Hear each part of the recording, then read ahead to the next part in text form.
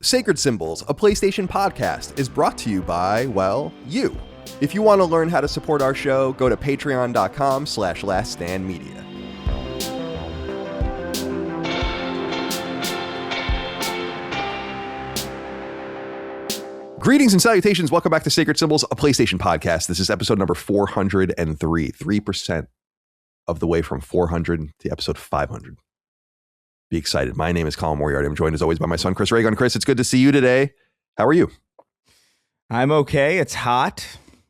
It's very fucking hot in California. It's not okay. I should say LA. California's pretty big. Yeah, it is. But it's, yeah, no, man. I walked outside yesterday and it was 98 degrees. Can't do it, man. Can't do it, man. Sorry. Can't do it, man. Sorry. I'm sorry for the person who had to deliver my groceries. Because I was not walking with all that shit in 98 degrees. Someone said to me, it was like a few weeks ago, it's funny you say that about the groceries and the delivery. It's like, I was like, oh, the weather is bad or something happened. And I'm like, I'm going to order DoorDash, which we'll only do like once a month or so. And then someone wrote, so like, oh, it's okay for the person to drive in the weather. And I'm like, what is this, fucking slavery? I just put the plea out there, the bat signal. Yeah, and someone came to help. And someone came and is doing it. I have no guilt over that at all. Yeah. Stay inside. I do tip people well when they do that shit in like if it's like raining real hard or if it's like fucking, sweltering. Like I don't mind throwing like an extra tip there. I'm also a good tipper in general because I like that. I hate having to tip, but like I you know what I mean? Mm-hmm. Like I like people leaving an interaction with me being like, "Oh, that was a good tip." Yeah, oh, totally. I have a good report. Actually, I just got a weed delivery. I get a weed delivery like every 4 or 6 weeks. And from the dispensary, they just deliver it for you. And it was $400 and I gave him a $20 tip and we both just smiled because it's $420. Ho. But I always just give whatever the app tells you to be is the tip is what I leave for the tip. So if like I open the Domino's app and it's like, here's the tip. It's like, all right. Then they give you the little options to fix it. The only thing I don't do is I use the Five Guys app and I do it to pick up. And they have the tip and they have no 0% tip thing. So I just go into the like custom and then I put $0. I'm like, I'm not tipping you. Yeah, you went and got it. I am literally doing all of the work other than you actually doing the work of making the burger, of course, which you're being paid for. It's good to see you, Chris. I'm glad to be here. I don't miss the heat at all. It'll be here soon enough. It's 53 degrees right now. Very, very comfortable here in Virginia. Dustin Furman, executive producer. Good to see you today, my friend. How are you? I'm very well. And Colin, some company matters to address. I was just thinking, Chris and I fraternizing outside of work. Yeah. I just didn't know if there was any company policy on that. What do you mean? What is happening? We played some marathon together. Oh, that's fine. I don't off stream. I want as little of control over your lives as humanly possible. I don't know if I've made that clear in the last 9 years, but we spent the whole time talking about you. Really? No. I don't think you came up once. I think about like talking shit or something. I was like, oh my goodness. No. You didn't. I don't think you came up once. That's great. Please don't when I'm not there. Yeah, it was me and Chris and Brad playing some marathon. Yeah. And just three shills for Bungie and Sony, just trying to get them player numbers up, Right. Yep. You could be doing it on our channel, but yeah, it's no big deal. No. What fuck me and fuck us. We weren't doing it on anyone's channel. Oh, you were just I thought you were streaming because you usually stream on Wednesdays, don't you, Dustin? Oh, this was a few nights ago. Oh, okay. So last night. No, this was for the love of the game. Right on. For the boys. I gotta say, man, we did the stream for Marathon on Monday. I've been thinking a lot about it. Like it's a game that's on my mind where I'm like, I really enjoyed watching it. I really enjoyed the experience of it. No irony at all. Like, yeah. It was really good, and I really enjoyed that stream. No, I have no problem with everyone. I insist. Yeah, I know. Yeah, I insist I'm sure he's just messing around. But of course he. Yeah, go ahead, Chris. Well, that stream, like I was worried about that stream because I was like, I don't know how this is gonna go because we're gonna be so focused. I think having you in like the viewer seat, the cuck chair. Yeah, I think it works well for those types of games. Because like when me and Dustin were playing Battlefield, we were too kind of like locked in to really like engage really at all, or observe or really like say anything. So I think it works pretty well to have like if we're doing a multiplayer thing, just somebody kind of like extraneously there. I don't know. Yeah, definitely. It worked well. I'll have Dustin. I mean, obviously, I can do this myself if I wasn't so fucking stupid. But Dustin will come to Virginia in the weeks or months to come, and I'll get it set up such that I can even control all of the interface stuff, so that when people are playing, we can get through the super chats more linearly and all of that. I think it's good to have. I'll continue to play games randomly on stream, but I don't really want to play games on stream. So it's when we have multiple people that are willing to play something, like we'll do Arc Raiders hopefully again. We'll maybe even do Marathon again, because I really enjoyed the processes. There's new things unlocked or whatever. I'll continue to sit in the cuck chair, and we'll have other people play, and they can focus on playing, and I can focus on hosting the show. It did really well. We had a lot of people watching. Probably our highest rated, by viewership gameplay stream outside of Kingdom Hearts and maybe Elden Ring, but I think Kingdom Hearts for sure beat it. I don't know that Elden Ring even actually got as high as Marathon did, interestingly. Oh, cool. I didn't know that. Yeah, I thought it was a good, how do I put this? The reason I don't do things for traffic, sure, like on the stream, but when we were talking about this with Moriarty Cross Jaffe, it's like when you see the traffic that much higher when you do a specific thing, you want to do it to please more people. You know what I mean? Right. And I'm trying to, so it's like they're two different things, really. It's not like, oh, money, dollar signs, Scrooge McDuck in my fucking eyes. Like I'm not. It really is supposed to just be something that breaks the cadence of podcasting for me. But then you feel bad when you're doing the thing that a third of the amount of people want to watch. You know what I mean? So yeah. So I'm trying to balance those two things, but anyway, that was a lot of fun. Sacred streaming, of course, every Monday, 1 p.m. Eastern time here in these United States, over on our YouTube channel. Go check us out. We really appreciate it. YouTube. It's funny because YouTube traffic and YouTube revenue are like all-time highs for us because of the stream. But and that wasn't the intention. But I'm like, oh, all right. They basically pay for themselves because I have to pay people their appearance fees and do all these, buy the games and do all these kinds of things. So we're doing good. That's all I want. That's what I want out of the merch op, is just for it to pay for itself and like pay some people to work for us. And like, I'm not trying to like become a magnate. We don't use that word enough. All right. What else? Anything else? Patreon.com/laststandmedia. Early ad-free access to all of our shows here, going all the way back to Sacred Symbols, beginning in 2018, July 2018, of which we're approaching the 8th anniversary of that. So that's very exciting.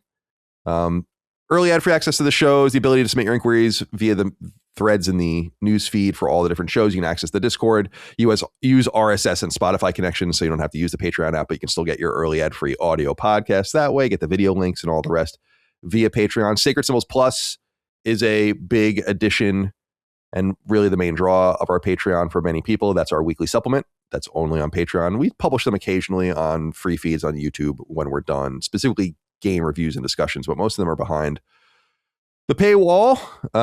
Let's see. I'm looking at the list here. So RE9 went up recently. God of War, Sons of Sparta, that went live for everyone on YouTube, so you can go check that out if you want.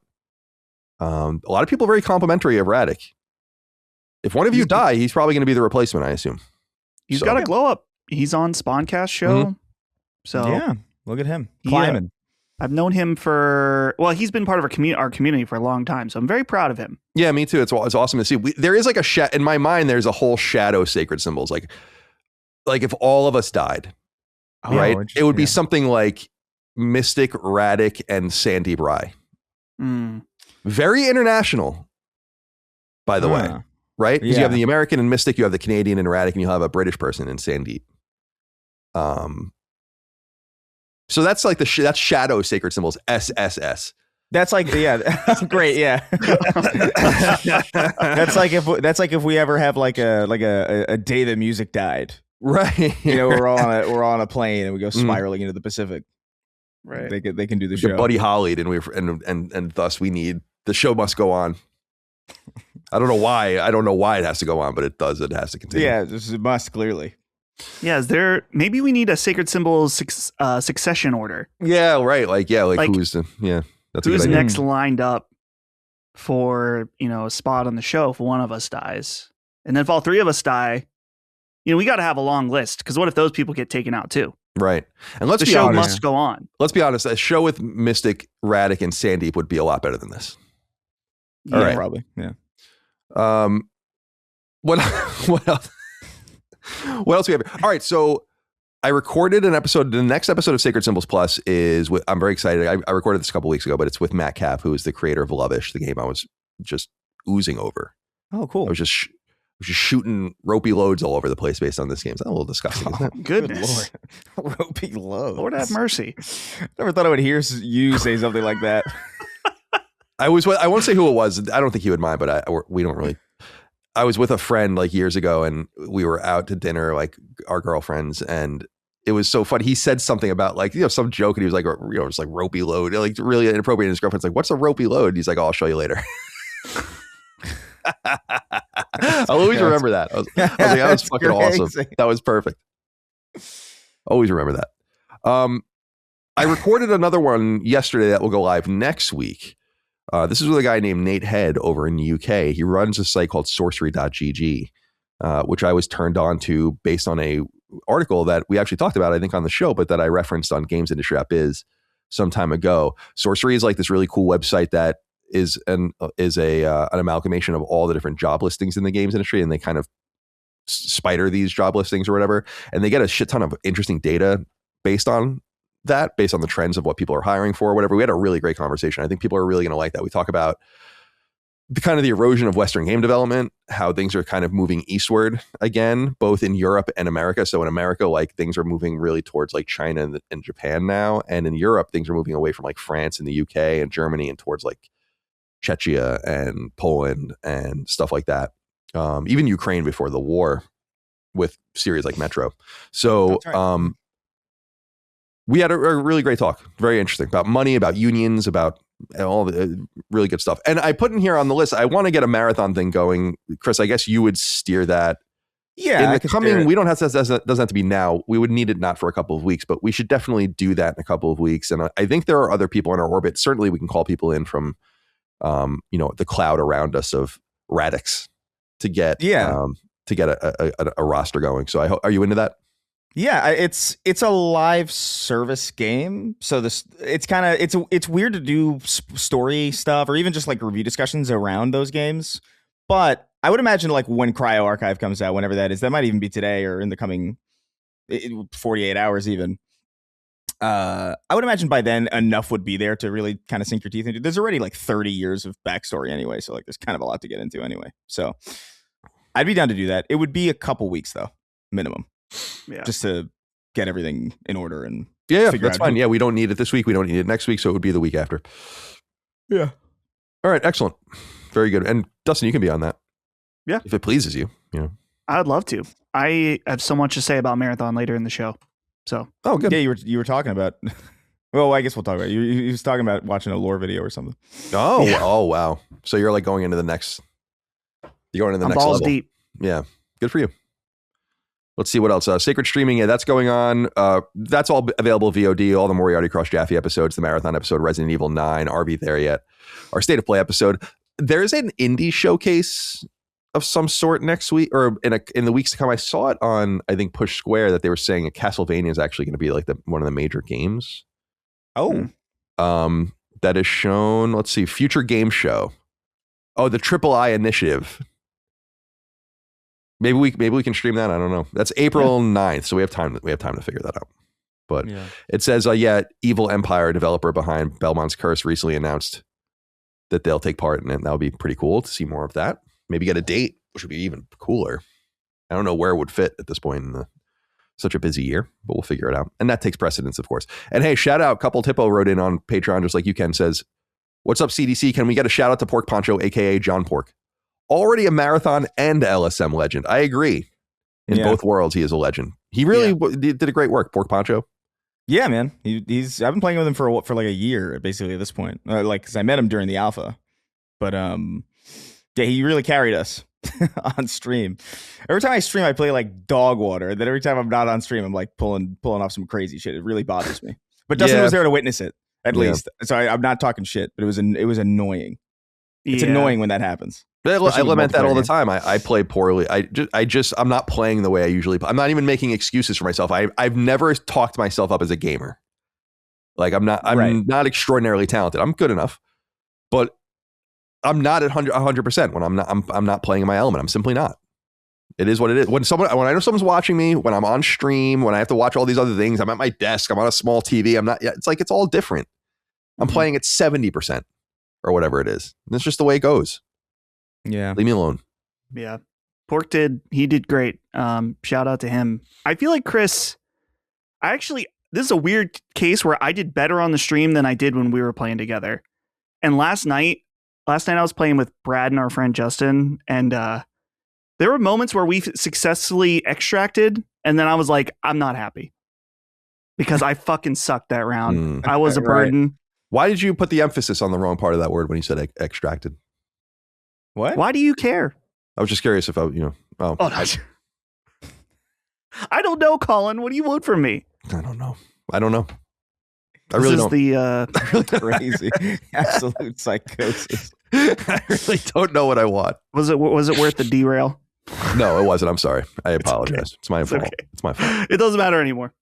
But shout out to Pork Poncho, who we're gonna have to have back on Sacred Streaming.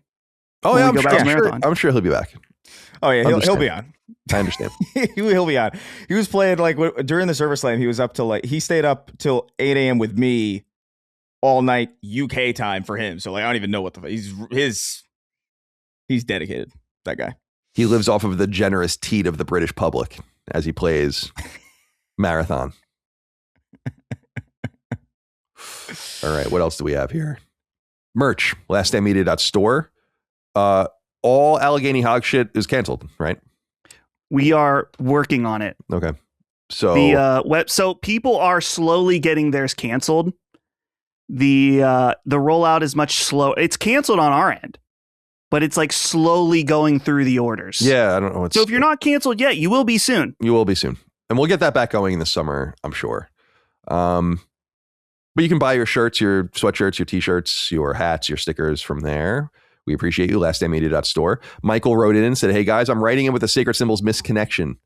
Shout out to the owner of the black Camry with the Sacred Symbol sticker on your back window. You were parked in the parking lot of the Canton, Ohio 30th Street Plaza, the one with the Dollar Tree, the place where you sell plasma and the job office. Whatever reason you were parked there, God helped you, and I hope you had better days ahead. I was listening to the show when I parked behind you and saw your car, but obviously didn't stick around waiting for you once I was done to issue a stand down like a freak. That plaza also has the Ohio Opportunity for Disabilities office, so you may have been there, since I think everyone who listens to this podcast is a little special. Whoever you are, hopefully you hear yourself get called out on the show. That's nice. That's fun. That's surveilled. Surveilled, definitely. A lot of information. That's good. We know exactly who you are. Yeah. Mm-hmm.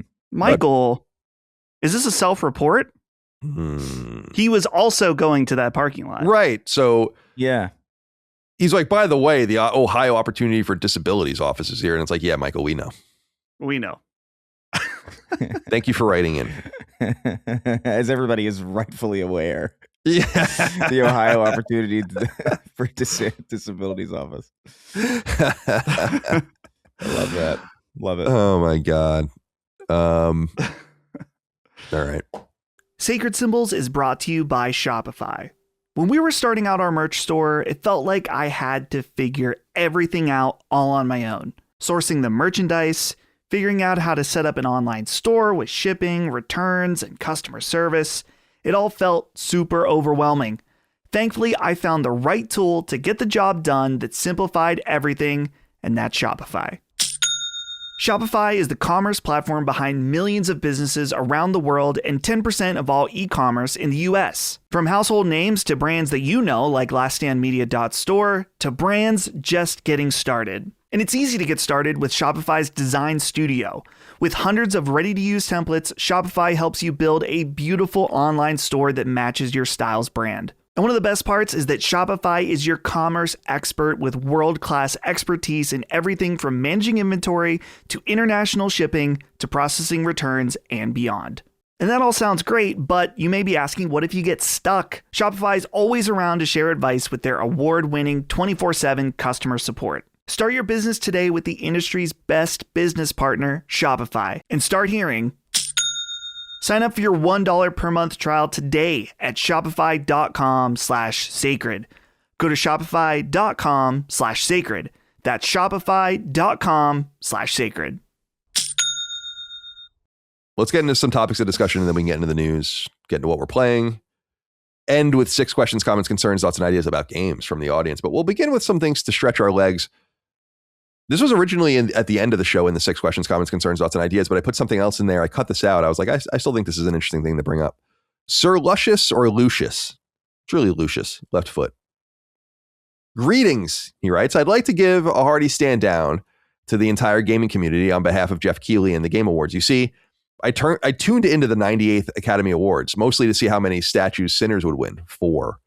And oh my, I won't delve too deeply into all the shenanigans. However, sometime during Timothy Chalamet butt paddle jokes, Channing Tatum's panties, and 6'7", I kind of thought maybe the Game Awards have been scrutinized a bit too much.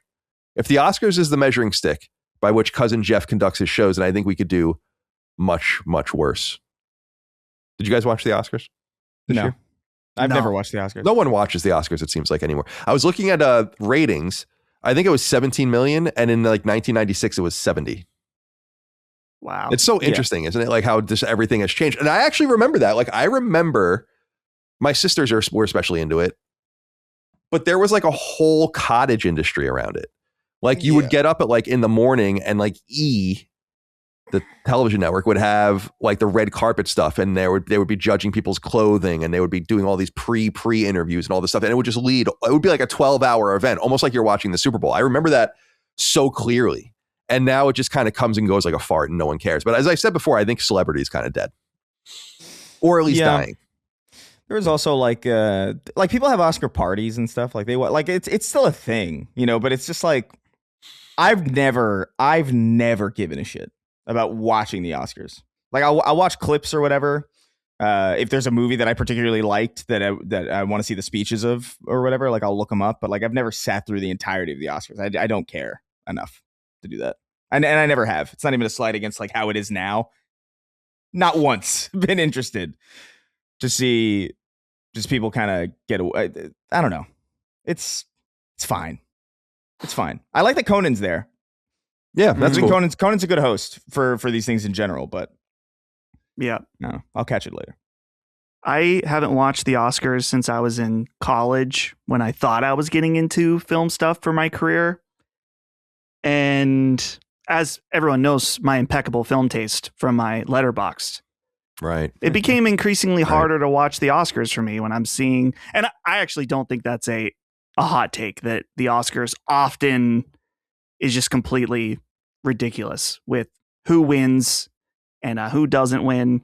And it's kind of the same way as we feel about the Game Awards. Like who really cares? The thing about the Game Awards, or not the Game Awards, the Oscars, that I think has become so annoying from the clips I've seen over the last decade is just and I guess Hollywood's always been like very, what's the phrase? Self-masturbatory of itself. And it's just, especially as it's seemingly dying in a lot of ways, it's just cringy at this point. I'm good. Yeah. Can't do it, man. Can't do it, man. Sorry. I don't watch movies, so I have no interest in it anyway. But even when I was a prodigious film watcher, I still didn't really give a shit. So awards are just, it always sounds like spilled milk when you talk about it, because it's like, oh, I don't care about awards. It's like, well, you want an award, or you're like, you would take the award if you won it. And it's like, yeah, but I would be fine if you just told me just shutting down this entire idea of awards and scoring and all of these things, like these definitive like the reason there's a Super Bowl champion is because everyone plays the same objective game, and whoever's best at it wins. When you get into subjectivity, I don't know, it's a little more problematic in my opinion. Yeah, that's a big part of it too. It is art. Right. So like, what do you mean? Right. It's interesting. It's cool to see what people think. And, you know, this game's this. And then we use them as barometers. This was one of the great games of the year. This was game of the year. Like Expedition 33 will always be remembered as game of the year, even though for me, it was nowhere near being the game of the year. That is the consensus. But then, like you said, who's voting on this? We've made fun of it before. I was a voter for years on the Game Awards. And before that, the VGAs. But you look at the jury panel and it's like, I don't know, man. Like, so we always say about Metacritic. Maybe half of these people have anything worthwhile saying, and I would say the same thing with the Game Awards, where I'm like, who the fuck is this?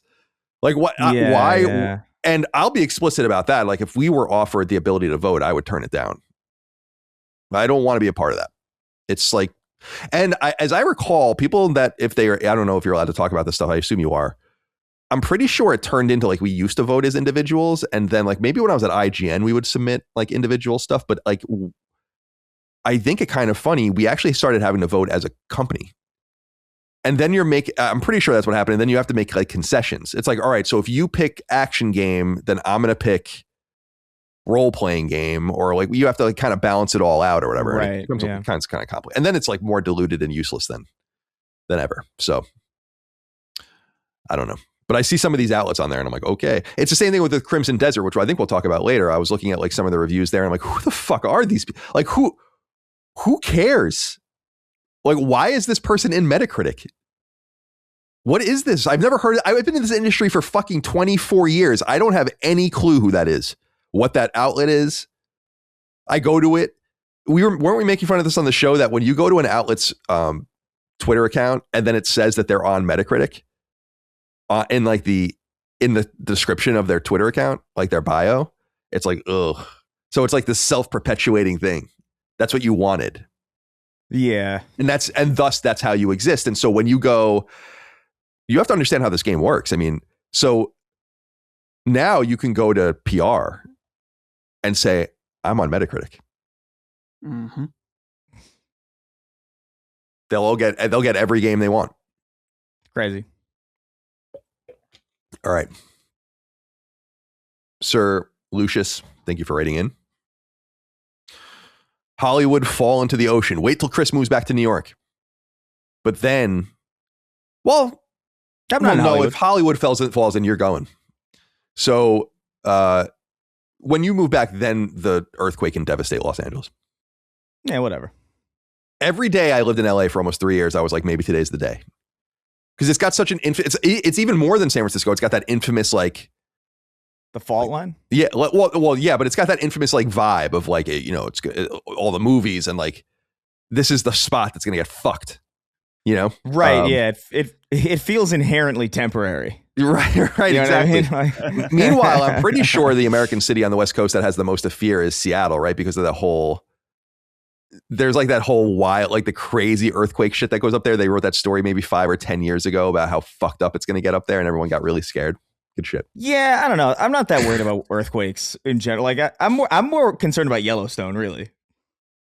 Oh yeah, like the caldera or whatever. Yeah, that whole thing kind of freaks me out way more because like I don't know. I've been in a couple of earthquakes. Nothing too crazy, obviously, but I mean it's even at its maximum. Like what is it? The ground shakes. Yeah, it's weird.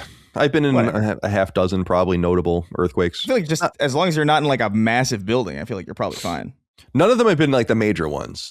Like I know people that were in Northridge or like, things like that. The 89 earthquake in San Francisco, if you know some OGs there that were like pretty serious. The one I remember is the Napa earthquake, which was probably 14 or 15, where it was just one massive bang. It was like the weirdest thing ever. It was just like boom, like it was over in like a second. But it was fucking crazy. I was like, what the like Earth can do that? Holy shit. All right.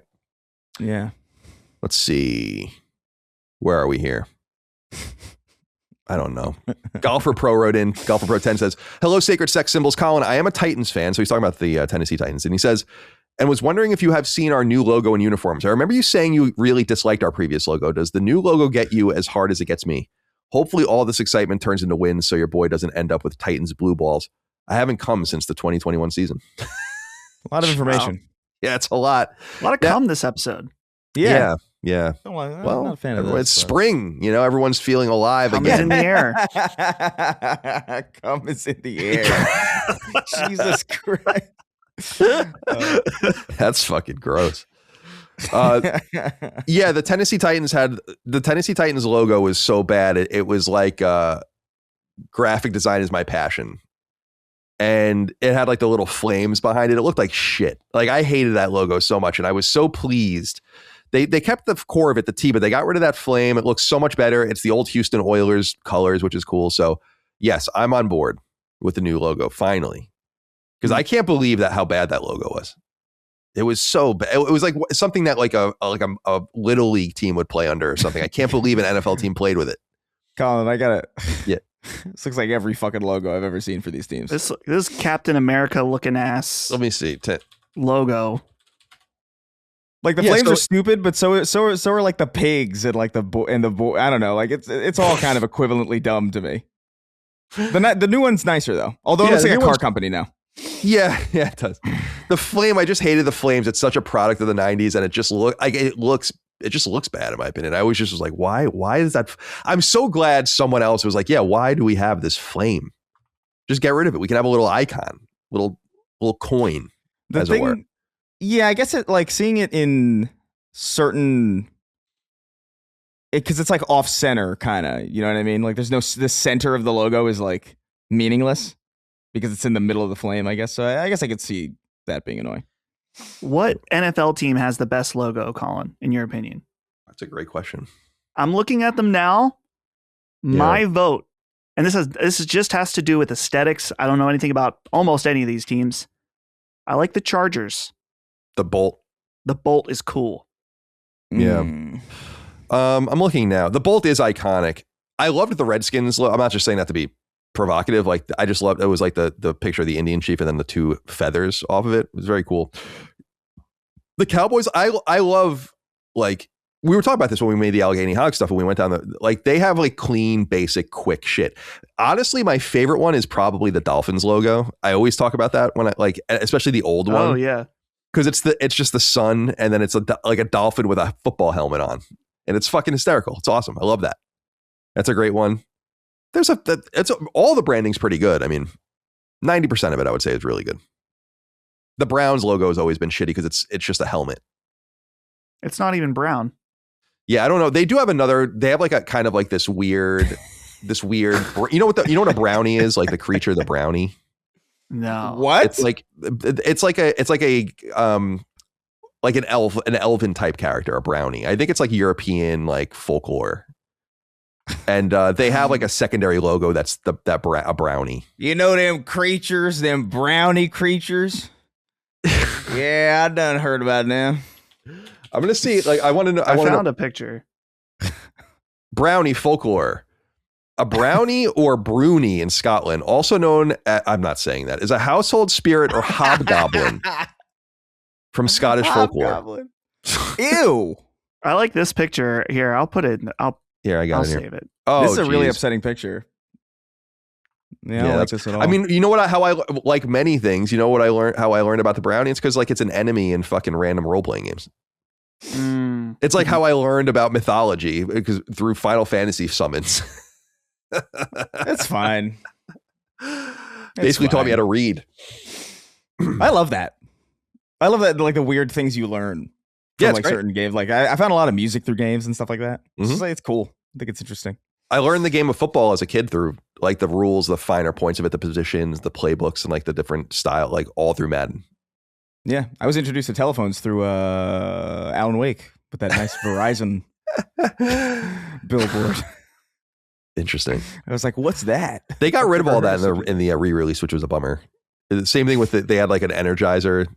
I think it was Energizer. It might have been Duracell. Yeah, it was Energizer batteries. Yeah. I'm pretty sure. Yeah.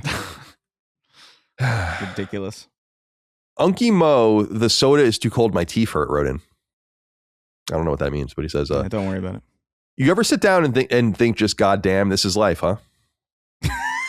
It's just not gaming related at all. No. Yeah, of course. Every fucking day. I do too. Yeah. Sometimes I just think, I'm like, what is going on? What are we doing here? Yeah. You look up at the sky and you're like, well, I don't understand. It's almost good. Like we would be paralyzed by these thoughts. There's something in our brain that like doesn't let us linger. It's like why most people don't linger on death. We've talked about that in the past. Like it won't let you. Yeah. Otherwise you wouldn't get anything. You'd just be paralyzed and you would die. I think we're naturally wired to like, I don't know, man. Like I'm 32. I feel like we're naturally wired to die about now. But we've got so much medicine and so much fitness now. It's like now we got so much time. Like I should have been slain by a heretic by now or something. Right. You know what I mean? Or Right. like, I don't know, some nonsense, some Puma would have got me. We But I got an naturally apartment. we don't naturally select anymore. No, I've talked so about now that. I'm just I've talked about that in the past. It's very weird. Like it's like which is great, but it's like the weak and the strong, and everyone just lives, and then goes on and perpetuates and has kids and all of the rest. And it's like we're the only species that really does that, or does that to other species. But it's funny when we do it to other species, we get the strongest of them. Yeah, isn't that the plot of Idiocracy? Oh, that's Bill Maher, right? The Mike Judge. No. Oh, Mike Judge. That's right. I was one. Yeah. Are you thinking of like Religulous or something? Religulous. That's what it was. Yeah. Idiocracy was Mike Judge, I think. And who was the guy in that movie? I just watched it in the last year for the first time. Who the fuck was that guy? He's like a very indiscernible person. Is it Luke Wilson? I thought it was a Wilson. Idiocracy lead actor. Yeah, Luke Wilson. Yeah. So not Owen. Yeah, Wow. I like Luke Wilson too. He's funny. They're both funny. Yeah. I like the Will. I remember my brother and I randomly when I was in high school, we saw Shanghai Noon in the theater. Do you know that movie? Interesting. Yeah. Oh, yeah. And we thought it was the fucking funniest thing ever. And became like huge Wilson Brothers fans. And that movie Bottle Rocket. I've never seen Bottle Rocket. Is really, really funny. And Shanghai Noon is just such a good title. I love that title. Yeah, it is. It's super silly and super funny. I haven't seen it in many years. Maybe it's not as good as I remember. All right. Yeah, this is it. This is life. Yeah. Deal with it. Yeah, I mean, it is so weird and so random, and I mean, I do think about it often. So I'm right there with you. All right. Let's get into the news. Things to talk about here. Now, I just wrote in here DLSS 5. I'm not sophisticated enough, nor do I really give a shit to delve too deep into this, but Dustin, I know I can rely on you for information here. Jeffrey Foxworthy-Stein wrote into us and said, Dick Lips, super sucking 5. Oh. So you got me. I used your letter. I mean, I thought that was funny. I actually laughed out loud when I put it in the document last night. It was in the middle of the night, so that's probably why I thought it was so funny. At like 4 a.m. Yeah. Dick Lips. Dick Lips, super sucking 5. Yeah. Vexius wrote in and said, greetings, gentlemen. With the gaming industry being up in pitchforks over NVIDIA's DLSS 5, I wanted to get the opinion of the group on it. With the implementation of AI to essentially rewrite the original art direction in games in the near future, this could be a huge turning point for the industry. Just not for the better. Would love to hear from you guys. Cheers. Turning point, Fall of Liberty style. Dustin, what's going on with Dick Lips Super Suckin' 5? Dick Lips Super Suckin' 5. So Dick Lips Super Suckin' 1 through 4. DLSS 1 through 4. What it is, if you don't know what that is, it's basically the same thing as PSSR before PSSR. And the idea of this technology is that you render a game internally at like 720p or 1080p, and your graphics card upscales the image to a much higher resolution. Thus, you're saving performance on your graphics card and getting a better output. And that's, like I said, this is what PSSR does. Internal resolution, much lower, upscale, so you get a better image on screen. And it's gotten very, very advanced, very sophisticated. And it's overall, I would say, a very good technology. It puts more room on the table for developers to put more detail and other stuff into their game. It was a little shaky at first with its artifacting and trade-offs, but at this point, it's gotten very, very good. DLSS 5, honestly, in my opinion, maybe shouldn't even be called DLSS because what the output is so different than any version before it. And I'm sure many people have seen the memes at this point, but basically DLSS 5 is using AI to really change the output of the image and argue it's really in the eye of the beholder is what I'm seeing on whether or not you think it looks good. I think the general consensus is that this, specifically the main image a lot of people are talking about, though they're showed off a few examples, are of Grace from Resident Evil 5. Yeah, it's awful. 5, It's awful. 9. where you have the normal version of her and then you have the DLSS 5 that looks like, in my opinion, that you took an AI filter and you yassified her or whatever. Yeah. And it has been very, very contentious on whether or not you think this looks good. In my opinion, it is, in its current state of what they showed us, very clearly changing the art direction of the game. Grace does not even look like Grace at all anymore. And there are other examples too. They showed like Hogwarts Legacy, where it showed the main character seemingly aging 25 years. Yeah. It's completely getting much older.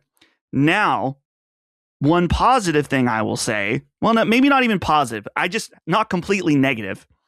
It's not just character faces and characters themselves that are changed through this process, through DLSS 5. It also changes the environment. I'm still not necessarily sold that the environments look better, but I'm not disgusted by the changes that they make. Specifically in the Digital Foundry video, they were showing Oblivion remastered and showing it with DLSS 5 on and off. And there certainly is a more realistic look to that. But again, that's going to be up to you if that's what you want. And there's a million other ethical concerns that we can get into as far as like, what does this mean for the artists and programmers that make these scenes? But that's a general overview that we can kind of lead into the rest of the conversation about it. Yeah, Chris, do you have anything you want to add here? And then we'll get more into the listener inquiries and it'll give us some direction. But what were your initial thoughts? Yeah, I mean, I saw that video that everybody else. I think was it during a Sacred stream that it was on Monday. It was on Monday. I don't know, man. I'm kind of echoing what Dustin said, where it's just like the changes that it makes to the environments are so negligible that I almost questioned if anything's even being done at all. Like I can see that there's something happening, but like I don't care what's being done to the image one way or another. And that's in the cases where it's like not noticeable. And when the changes are noticeable, they're ass. So it's like, I don't like, these faces are so weird. It kind of also brings in another thing where it's just like, are developers kind of like, will developers kind of be less incentivized now to even, like, if they can just make the bare minimum baseline of a human face and then just throw the AI filter over it, it'll fix it. You know what I mean? It's like, you can make a game look like Starfield was one of the games that used it, right? And Starfield's faces are terrible. So of course it's going to be an improvement. But if it's an improvement that you didn't do, like, why the fuck do I care that you did it? Like, I'm playing Resident Evil 9 right now, and we'll talk about that later. And I'm consistently gobsmacked by how good that game looks. It really is beautiful, isn't it? It's fucking insane. Like, I found myself like walking, like in the beginning, like when you're going through the New York street, or like maybe not even New York, I don't know, but it reminded me of like a Bronx kind of rainy street, and you go into the alcove or whatever, the back alley, and you're looking up and the rain is coming down on the fire escape. So I'm like, this looks like a fucking photograph. Better than a photograph. Like, it looks better than real life to me. And they did this. You know, they did this. So like, that's impressive to me. If I know that you could just throw DLSS on and I don't know, throw an AI filter over to make it look real, it's like, okay, cool, I guess. But like, I don't know if I give a shit. It's all interpretive too, which I think is what the AI is assuming things about pictures that aren't in them. Right. You know? Like with Grace and just all these other things. So it's like, I don't know, man. I don't like it. I've said before that I feel like the sun is out on this industry and we're just waiting for the light to catch up. Yeah, I think this is an example of like, you know, 3 minutes to midnight. You know what I mean? Like get your game time in with the games that are out now, because like in 5 or 6 years, like there's going to be AI slop everywhere. And I don't know how to handle that, really. Look at your backlog. Because this feels like, I don't know, man, maybe I'm just too doomerish about it, but this is so depressing. Yeah, I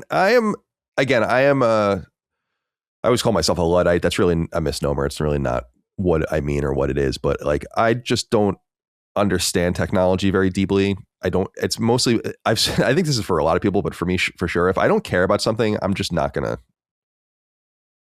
like, if I'm not interested and I'm not naturally inclined to it, where like I can wrap my head around the humanities, reading, like a book or understanding a concept or and things like that. But like when you get into like the technologies, like it's like this much RAM and this, it's like, oh my God, like my brain, like I can't stay awake. It's really weird. Like I'm like I just start like going. That's why I have a Moore's Law on every so often on Sacred Symbols Plus, so we can catch up on all this stuff and I can really like tune into it because I just don't give a fuck.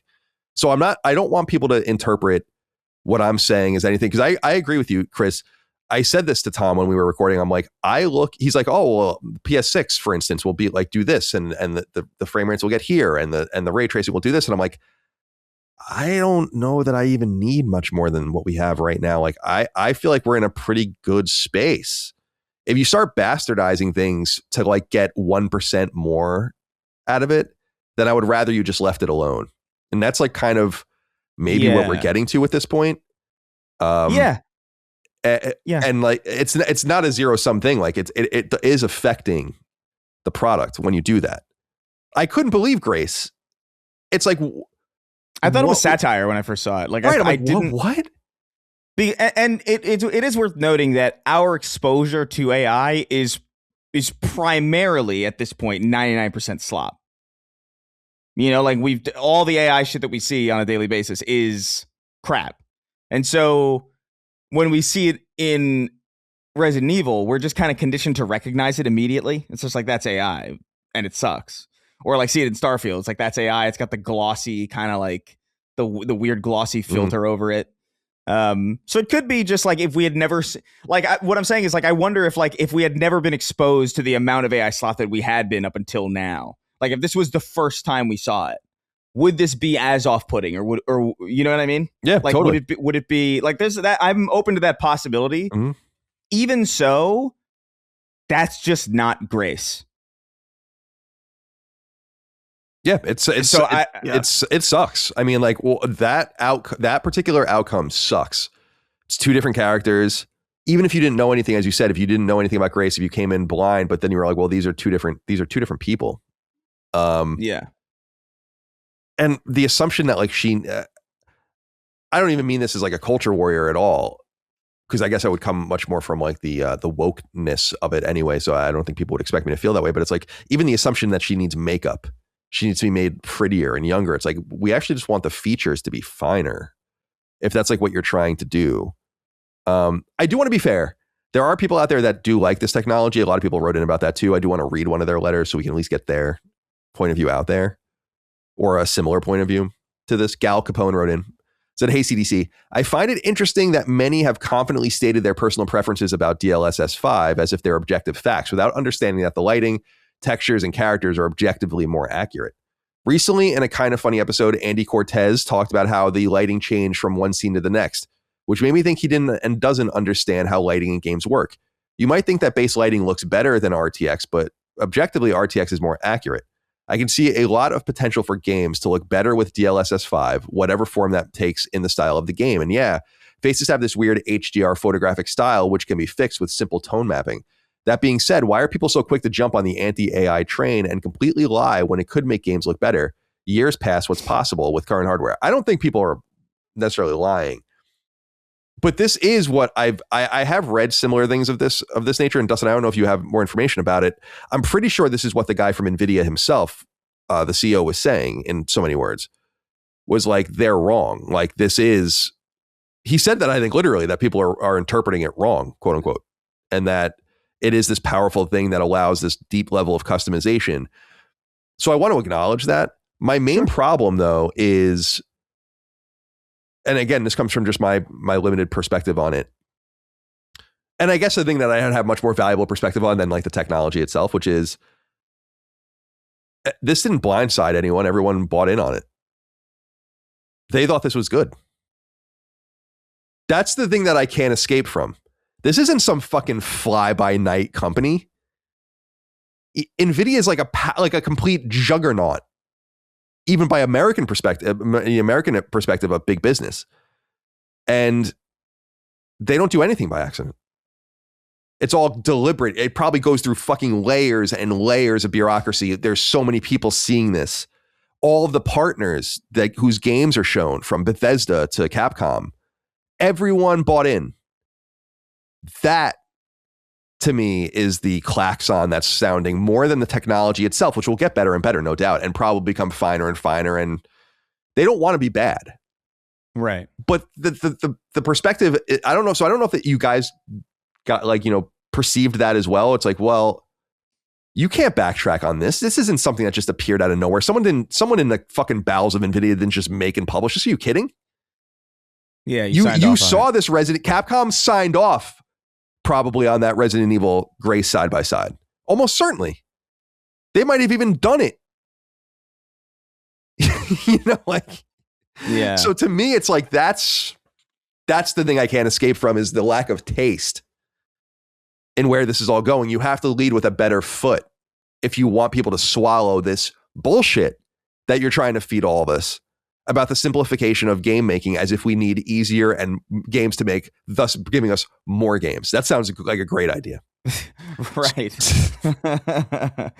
I don't know. This whole, I don't know. I don't want to lay in too deeply, but like, I think this whole thing is like, oh, people have confidently stated their personal preferences about it, as if they're objective facts. Is that really what's happening? Because I've given my opinion a lot, and people were like, "Oh, that's just your opinion, man." It's like, yeah, obviously. Yeah, I mean, it's implied. I don't like when people. Yeah, it's like there's an implication of an opinion anyway. Like, I don't like this idea. And then he goes on to say it's objectively more accurate, which is very funny. But that's the part that I was like, come on, man. It's like, come on, man. You can't write this all out and reread it again and not notice that you've done that.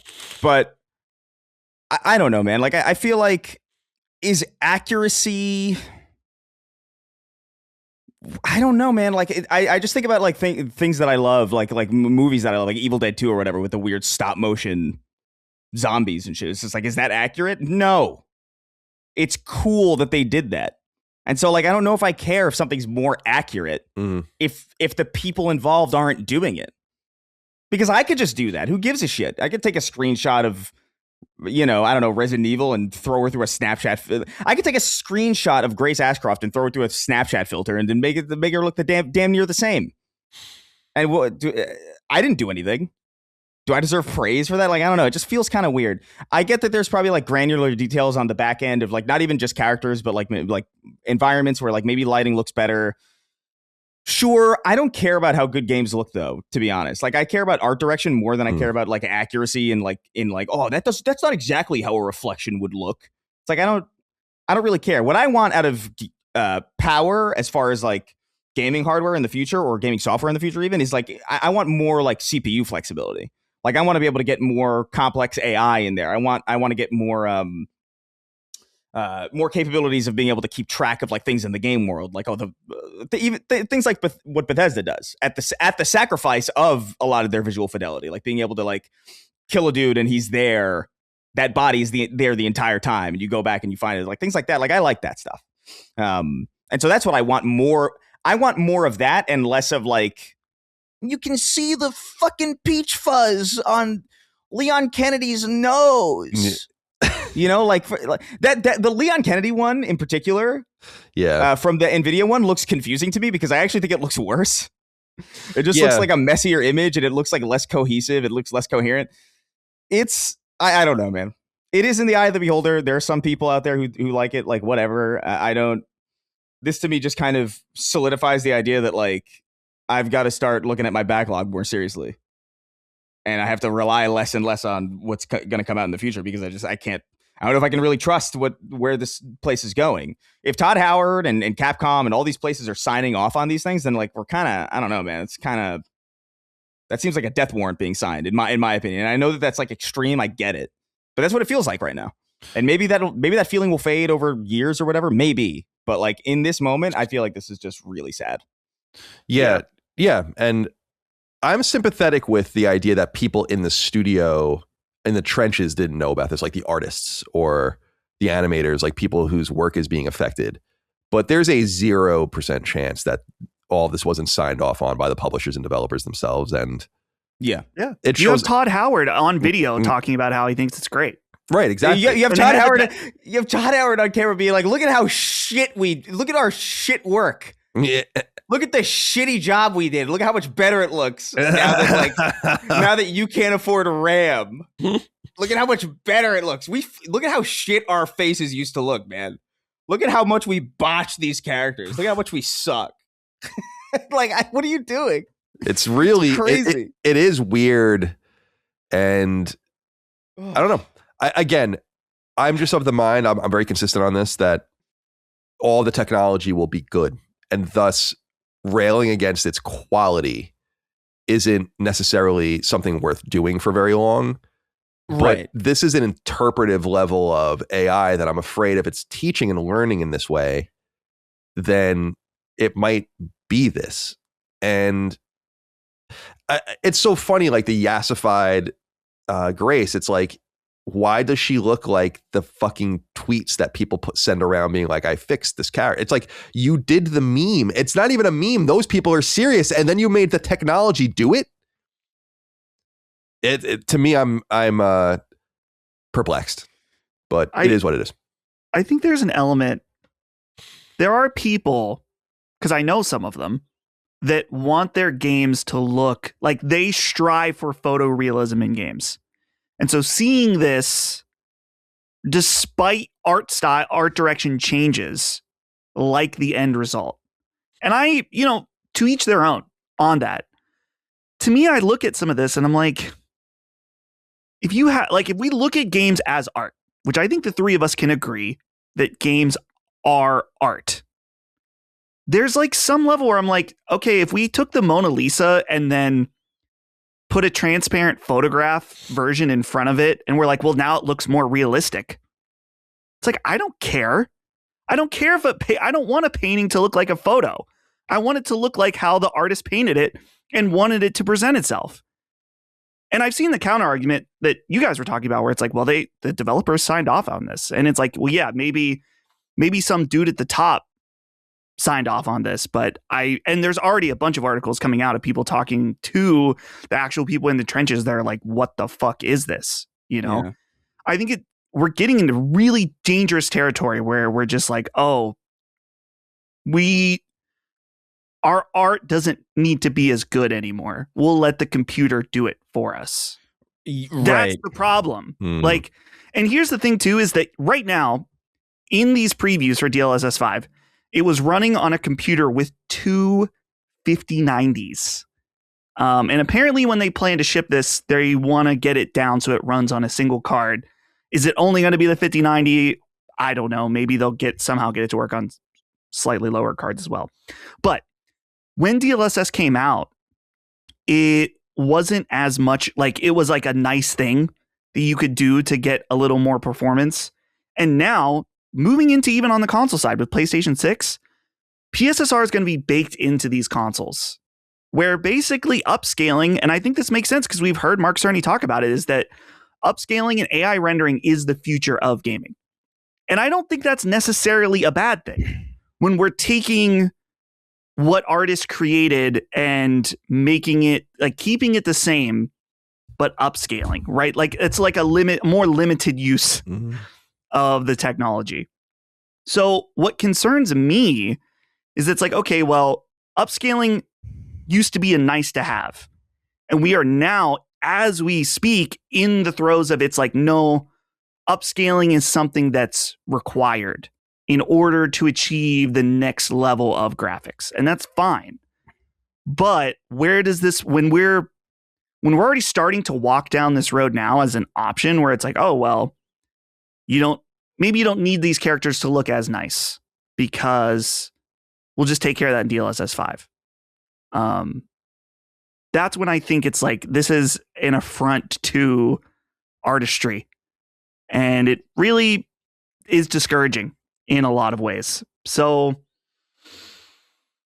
I don't know. It is an option, right? Like that's what I'm saying. It's an option right now. Yeah. So, but I'm saying we've seen I was gonna say, like, I'm trying to articulate it. It's like, it would be so ridiculous for what I'm not saying you're wrong. I'm saying like it would be such a fall from grace for it to go part of the pun because we're talking about grace, but to really end up down that hole where it's like, yeah, like we are definitely sacrificing parts of the game now. Like that is a worst case scenario. You're right. It's impossible for me to believe that studios would allow that like real studios will allow that to happen. Maybe they will. You know? I think there will always be studios that adhere to some level of standard, but I guess just the way that I see the biggest corporations that are after the absolute most profit, and then, I don't know, maybe I'm too much of a doomer on this, but when you see the amount of cost cutting going on right now, and then you see something like this that is like, oh, that's a little shortcut.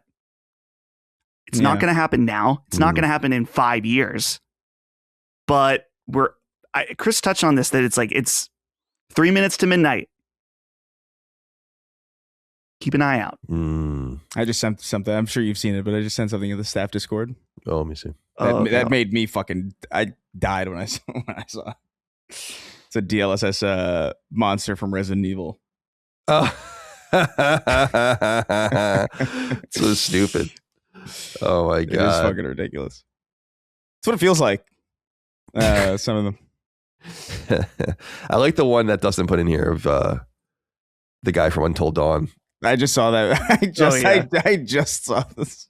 It's pretty good. Pretty good. I love DLSS. DLSS 5. Good stuff. Yeah, it's great. Yeah. I don't know.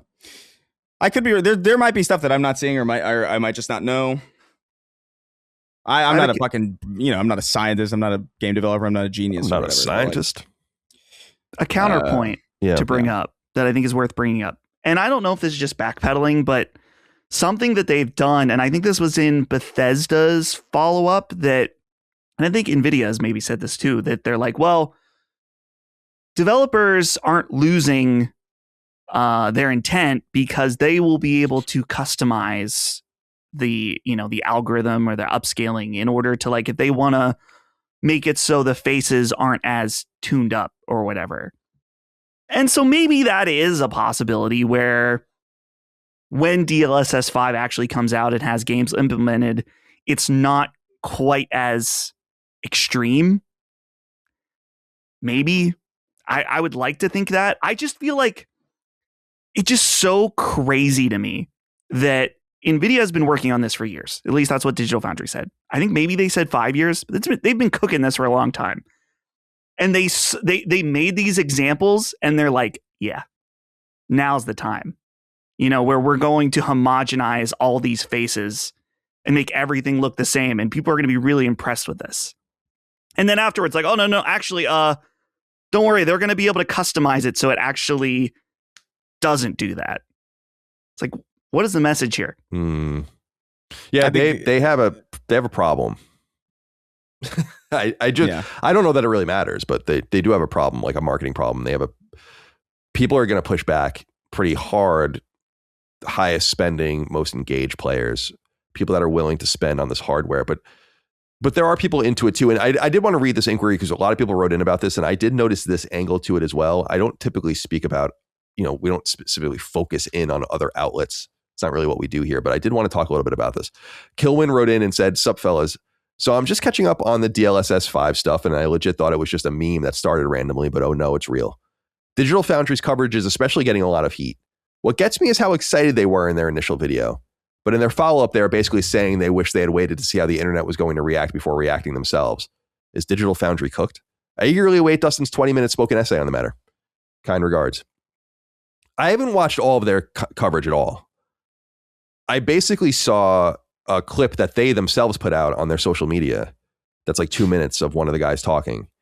And so for people that don't know, like, I guess they had did they have some sort of agreement to see it early or something and then do like, Digital Foundry is like a very, I'm sorry. Yeah, go ahead.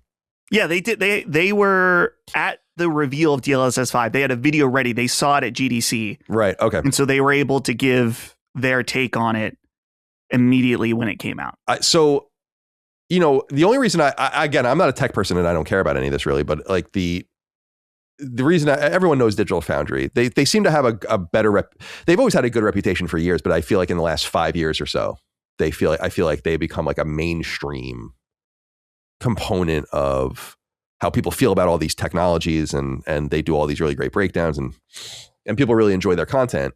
So people look to them, and I think kind of use them as a gold standard. This is why I think it's important to just discuss this briefly, get your thoughts on it. We don't have to linger on it, but when I watched the video of like that they put out themselves, like the cut, I guess from maybe their podcast, the guy was saying, you know, he said just basically what Kilwin said in his letter, you know, it's in so many words, I don't think it's verbatim, but like, we should have waited to see like how they said, to be fair, like other developers felt about it and how the audience felt about it before we talked about what we thought. And it's like, that's the game of embargoes, man. I mean, that's the whole thing. And I've talked about that a million times, right? About like not knowing if you're fucking crazy when you pull the trigger on an embargoed thought, a review or a preview or whatever, and then you go look at other people's coverage and see. I've talked about that a million times about how scared I was when I gave The Last of Us a 10 at IGN, right? So I was surprised that not only did they say that, but that they decided to cut it out and promote it on social media. There's a weird meta, if I might, that parallels the weirdness of the DLSS 5 stuff in NVIDIA and begin with. It's like, no, we're down with this. And yeah, now we're going to like double down on it. And it's like, well, the last thing that should matter to you when you're giving your opinion is what other people think. I'm off the reservation on, you have to know that from my perspective, like I'm off the reservation on so many games with like the random people that it's like a meme with our audience. So you damn well know I'm not trying to please anyone with my opinions, but it's always interesting to know what people think. It can be useful and you could take that into account, but it shouldn't change what you think. I often talk about how just listening to and hearing from the audience, it alerts me and enlightens me on a number of things. But these are like facts that might have a different bearing on something, but not a visual, not something you've experienced. That's either like, it's you know, people always make fun of Immortals of Avium and shit like that, where I'm like, I love this shit. And like, no one else seems to love it, but I still love it. I don't care that you don't love it. You know, so I don't know. The reason that I think this is relevant is because I feel like these guys, deservedly or not, and that's up to the audience that really ingests their stuff, not for me to decide, have kind of become gatekeepers or stops along the path to marketing something. And this is not what I want to hear because they have a lot of power. So I just thought that was super weird. And again, it's funny how it mirrors the whole thing of like, oh, you thought this was a good idea, and then you thought it was a good idea to cut that part out of it and then promote that out of context, which is what I saw. So I don't know if you guys have any thoughts you want to share on it, but I wanted to put that out there. And Kilwin, you're not the only person to write in about this either. Yeah, I have a lot of thoughts about this because I mean, the audience knows I've brought up Digital Foundry many times on their show. I watch their videos all the time. I'm a huge fan of Digital Foundry's work. I think it's what they do is very important. I think that their work has caused potentially developers to have a higher standard on technical fidelity and frame rates, and has, in a lot of ways, I think mostly for good, had a good impact on the industry and as far as a push for performance, and has made people more aware, which I think has been good. Unfortunately, a lot of their work has been weaponized, but I don't think that was ever their intent of it. So I have a huge amount of respect for Digital Foundry, despite even one of their members saying something negative about us at one point. Oh, did they? I didn't even know that. Yeah, one of their guys gave Gene a hard time when he was on our show. So don't really like that very much. Like, why do they care? What do they care? Well, I don't want to say they. It was one of their guys speaking on his personal Twitter that didn't what like. A fucking loser. Like, why would you care? Like, why do you care what other people do? It's just it's so strange. Get a life. Anyway, go on. So this Digital Foundry stuff was highly disappointing to me as a fan of theirs, where initially their video about it was, you know, super hot on it. I think there was a point where he's like, well, when you look at the difference between these two, clearly you'd want to play with this other one. Like, from a matter of a taste perspective, like specifically, like that was totally tarnished for me and how they view like graphics technologies, right? But as you were saying, Colin, the follow-up that you very well pointed out, the fact they were promoting, I think I wrote it down where he said, I think it would have been more prudent to wait and see the reaction from the audience and developers to the keynote. Yeah, like what are you talking about? Are you serious? I mean, I can't. I'm sorry to interrupt, but I just can't. Like, holy shit, that's how you think? It's a wild thing to say out loud. You know what I mean? I should have waited to realize that you all thought it sucked before I said I liked it. Right. You'd think. What's so confusing about it is that like it kind of portrays a level of, it's weird because it portrays a level of innocence in some weird way. You know what I mean? Like how are you so innocent not to understand that that's a crazy thing to say? You know what I mean? Like to out loud, like it's weird. It's like it's almost like paradoxical, where it's like you really should know better than to say something like that out loud because you're in this space. You're aware of how people react to things. You're aware of how gamers react to things, especially. So like. That you would go there and be like, oh man, sorry, we should have waited to see what everybody else said before we said anything. Yeah. It's like, what? Are you aware or aren't you? You know what I mean? And like, are you a tastemaker or aren't you? Sometimes you miss. Yeah. Sometimes the audience, that's what I'm saying. The audience disagrees with me all the time. I don't care. It's like, it's no offense to the audience. And they shouldn't care really what if I think something that's shit. You know, I think something shitty that they love. That happens all the time too. It's a strange one because I just knowing their power and prestige, I'm always going to kind of be a little skeptical of them now. Yeah, and it's not even like a matter of like, oh well, the audience. The best faith interpretation, right? Let's say like, oh well, the general public has brought up perspectives or arguments that I hadn't considered. And it's like, how's that really possible? You know what I mean? Like nothing that I've seen from the backlash is particularly new or, you know, deeply. There's no reason why any of the conclusions that have come from the broader community shouldn't have been reached by people in your position who have a deep understanding of the industry and the clientele. Like it's not like this like unique perspective of like, no, this looks like it so clearly looks like yassified Instagram filter AI slop, like it does. And if you've been on the internet at all for the last like, I don't know, 2 years, you would I don't understand how you wouldn't come to that conclusion. Right. And by the way, you can't even say that like you had your mind changed because like from what? Right. Exactly. That's exactly right. Like I just think it's kind of feckless and it should be called as such. And I don't know, like, I think you have to, when you, I've been doing this for a long time and I've had my ups and downs and I feel like your opinions change and your exposure to things change and all of that. And I totally get that. And I think it is important to listen to people around you and like figure things out. But at the end of the day, for hundreds of times in my life, like maybe literally 1,000 times between reviews and previews and embargoed information, all these things, I've had to like write something in a vacuum. Or say something or record something totally in a vacuum with no fucking idea what anyone else thought. No one has played this game yet in our office. No one has. It's like, I don't know. You kind of got to do it with your whole fucking sack. You know what I mean? Like you kind of just got to do it. And sometimes like you come out and you're like way off base. But it doesn't mean that your opinion is necessarily wrong. Anyway, that's what I was saying. Like if they like it, it's okay. I mean, if that's what you're in, if you think it's, then like it.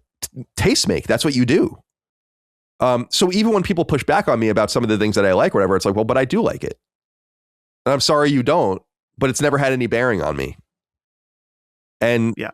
And so I get it. And I think it's only relevant. Like if it was 99 out of 100 outlets, it's like, who cares? But these guys do have in an era of like decentralization and no one really giving a fuck what institutions have to say about anything. They're kind of an exception.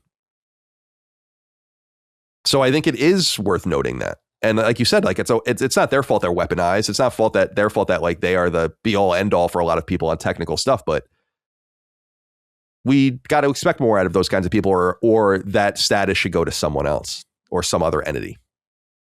Yeah. So I'm like really like I look at that totally sideways. I'm sorry. I'm just like, whoa, that's, you don't know what you just said, which means I think you really mean it. Yeah. Right. You know, like, Right. Yeah. It's worth pointing out, Colin, just for maybe people that aren't fully following this. It's not that we're like taking a clip from their podcast and pulling it out of context. Maybe there certainly probably is a lot more context in that podcast. yeah, they put that clip out. So they put that clip out as the part of the statement. I don't want to say part of the statement, but in the tweet, that's like, this is the clip that we're choosing to put out. Yeah, I watched it because it came up on my feed. I've never watched a single thing they've ever done. It's no offense to them. I don't care about that shit. So I'm not going to watch it now. But that's the thing that they put out there. And so I was 2.5 minutes or something like that. And I was like, all right, I'll watch this. And I did. And that's what they said. So anyway. All right. What is it? Dick Lips Super Suckin' 5? We salute you. I'm sure we'll see much more of you in the future. All right. Let's get into some other things. Now, this comes from Insider Gaming. I do have something to say, and I don't think I even did I tell you guys about this? Probably not. I was kind of waiting until they came back up again because it felt otherwise like it was inside baseball bullshit. But as you guys remember, we had some beef with Insider Gaming. What was it, last year? Like late last year? They wrote a report that was, I felt like, unfair about things that I said about Intergalactic, and it caused me like a lot of annoyance online. And people were really mad at them for it too. And that stuff seems to be happening more often with them, with like other news articles and stuff. Like they're not as, they didn't seem as, from my perspective, as tightly run as they were. Like it wasn't, I don't know what their whole plan is. They have a whole business model that I should ask them and we can talk about it on the show sometime, but I don't quite understand. But I will say that I guess, it wasn't a GDC. It was like at something else. Maybe it was at DICE or something. COG had run into one of those guys over there, Mike Straw, I think his name is. And he asked COG if he can like get in touch with me to talk about what happened. And I appreciate it. He reached out. We talked back and forth. He apologized for the story. And I just didn't bring it up at the time because I just was like, well, it just seems like it's kind of like inside baseball stuff that doesn't really need to be closed with a loop. But we did say when that happened to us that we wouldn't use them anymore, and we haven't. But they do have an exclusive, and we did bury the hatchet. So I wanted to note that everything's okay now, so everyone can stand down, like it says on my sweatshirt.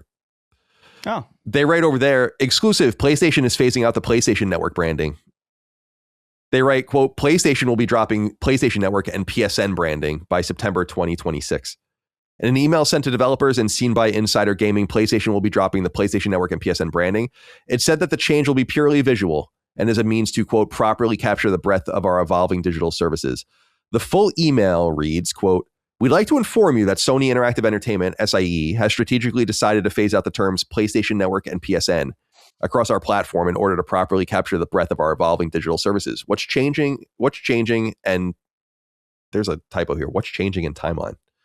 The upcoming changes are purely visual and will not introduce any technical alterations to our offerings. To simplify and unify branding, the terms PlayStation Network and PSN will be phased out across all SIE assets by September 2026. All features currently associated with PSN, including core network features such as friends, multiplayer, and trophies, will remain unaffected and available to players. You'll be notified ahead of changes coinciding with the Technical Requirements Checklist, or TRC, update in the fall of 2026. Note, PS5 DevNet access is required to view TRC documentation. At that time, you'll need to align with the updated TRC and branding guidelines to ensure the removal of PSN instances from all future releases, assets, and external services interfaces, end quote. And then they write at the end, it's unclear what the new name of the network will be. I don't know if this really matters, but I'm greatly distressed by this, actually. James Dutton wrote in and said, hello, gents. It has been reported that the terms PlayStation Network and PSN are going to be phased out later this year. Why do you think they are doing this? And if you could choose a new name for the rebrand, what would you choose? Thanks for all you do. I think I know why they're doing it, which is probably that they want to have a more unified subscription service. I think I'm trying to think, like, didn't they try to buy, or they were like early in talks to try to get Paramount and shit like that, right? Sony at some point, and like do all sorts of things because they wanted to expand. They own Crunchyroll. They have all the Katakawa stuff they own a piece of or whatever, like all, Aniplex and all the publishing. Like they have all of this IP, and like I think they want to try to unify all of it as much as they can. So that's my feel on what they're trying to do. I just think PSN is a great brand name. Online functionality for PlayStation really began with PlayStation 2, as we know, but it was like vastly decentralized. There was no centralized hub or anything like that. And then PSP came out before PS3, and that had online functionality too. But it was really when PS3 launched that PSN became this thing. And so it's like it's 2/3 of the way.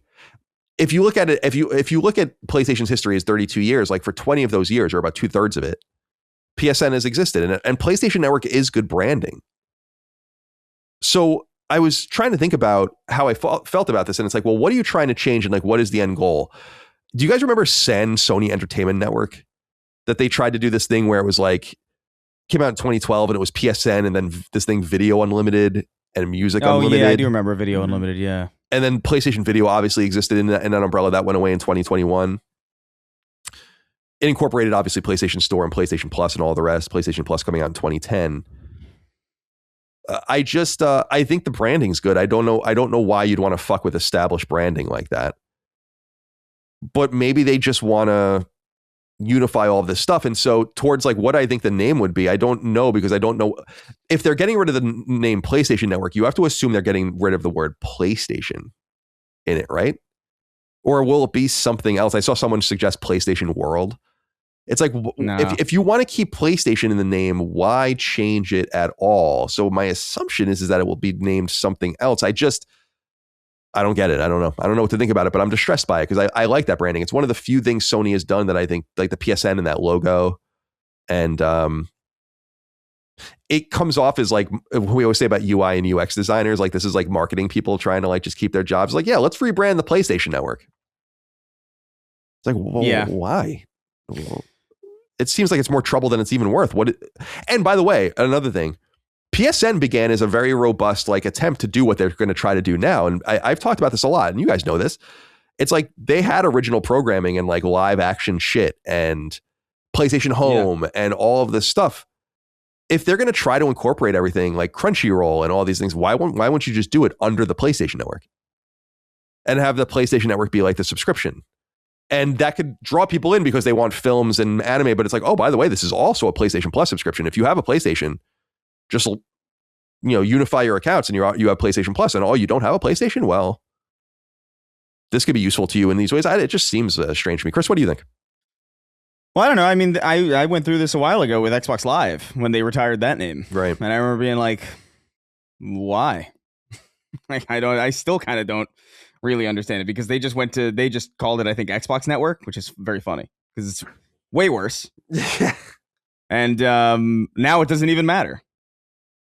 So I don't know. It's always sad when these things go, because they're just like, there's rich legacy and there's a lot of history to it, and they're just good brand names in general. Like, I don't really see a reason to do this. Maybe my mind went immediately to maybe like they were just like, maybe it doesn't need a name because everything's online anyway. It's like kind of like it's a little unnecessary. Like, why not just leave it at PS Plus and that's it? Like, maybe even just fold it into PS Plus in the same way that they kind of folded Xbox Live into Game Pass. I understand that these are different things ultimately, because one's a network and one's a different thing. But I don't know. This strikes me as just like some dude in a suit being like, it'd be cool. It'd get people talking. Let's get rid of this great brand that we have. I don't know what the fuck's going on. I don't either. Every day I feel like I'm in hell, because like I just feel like there are people making decisions who are just like, you clearly don't know what the hell you're doing. I don't know if you got like Nepo hired into this position or what, but like who the fuck, why would you get rid of the PSN? It makes no sense. It reminds me, like, I remember when PS4 was coming out, we've talked about this in the past. Like, there was some question on if they were going to call it PS4. There were some people reading into the idea that like 4 is what Dustin, the Japanese she is 4, but also death, right? Yeah, she. And so there was some idea that like maybe that would be unlucky, but they stayed with it, and like they've been very consistent.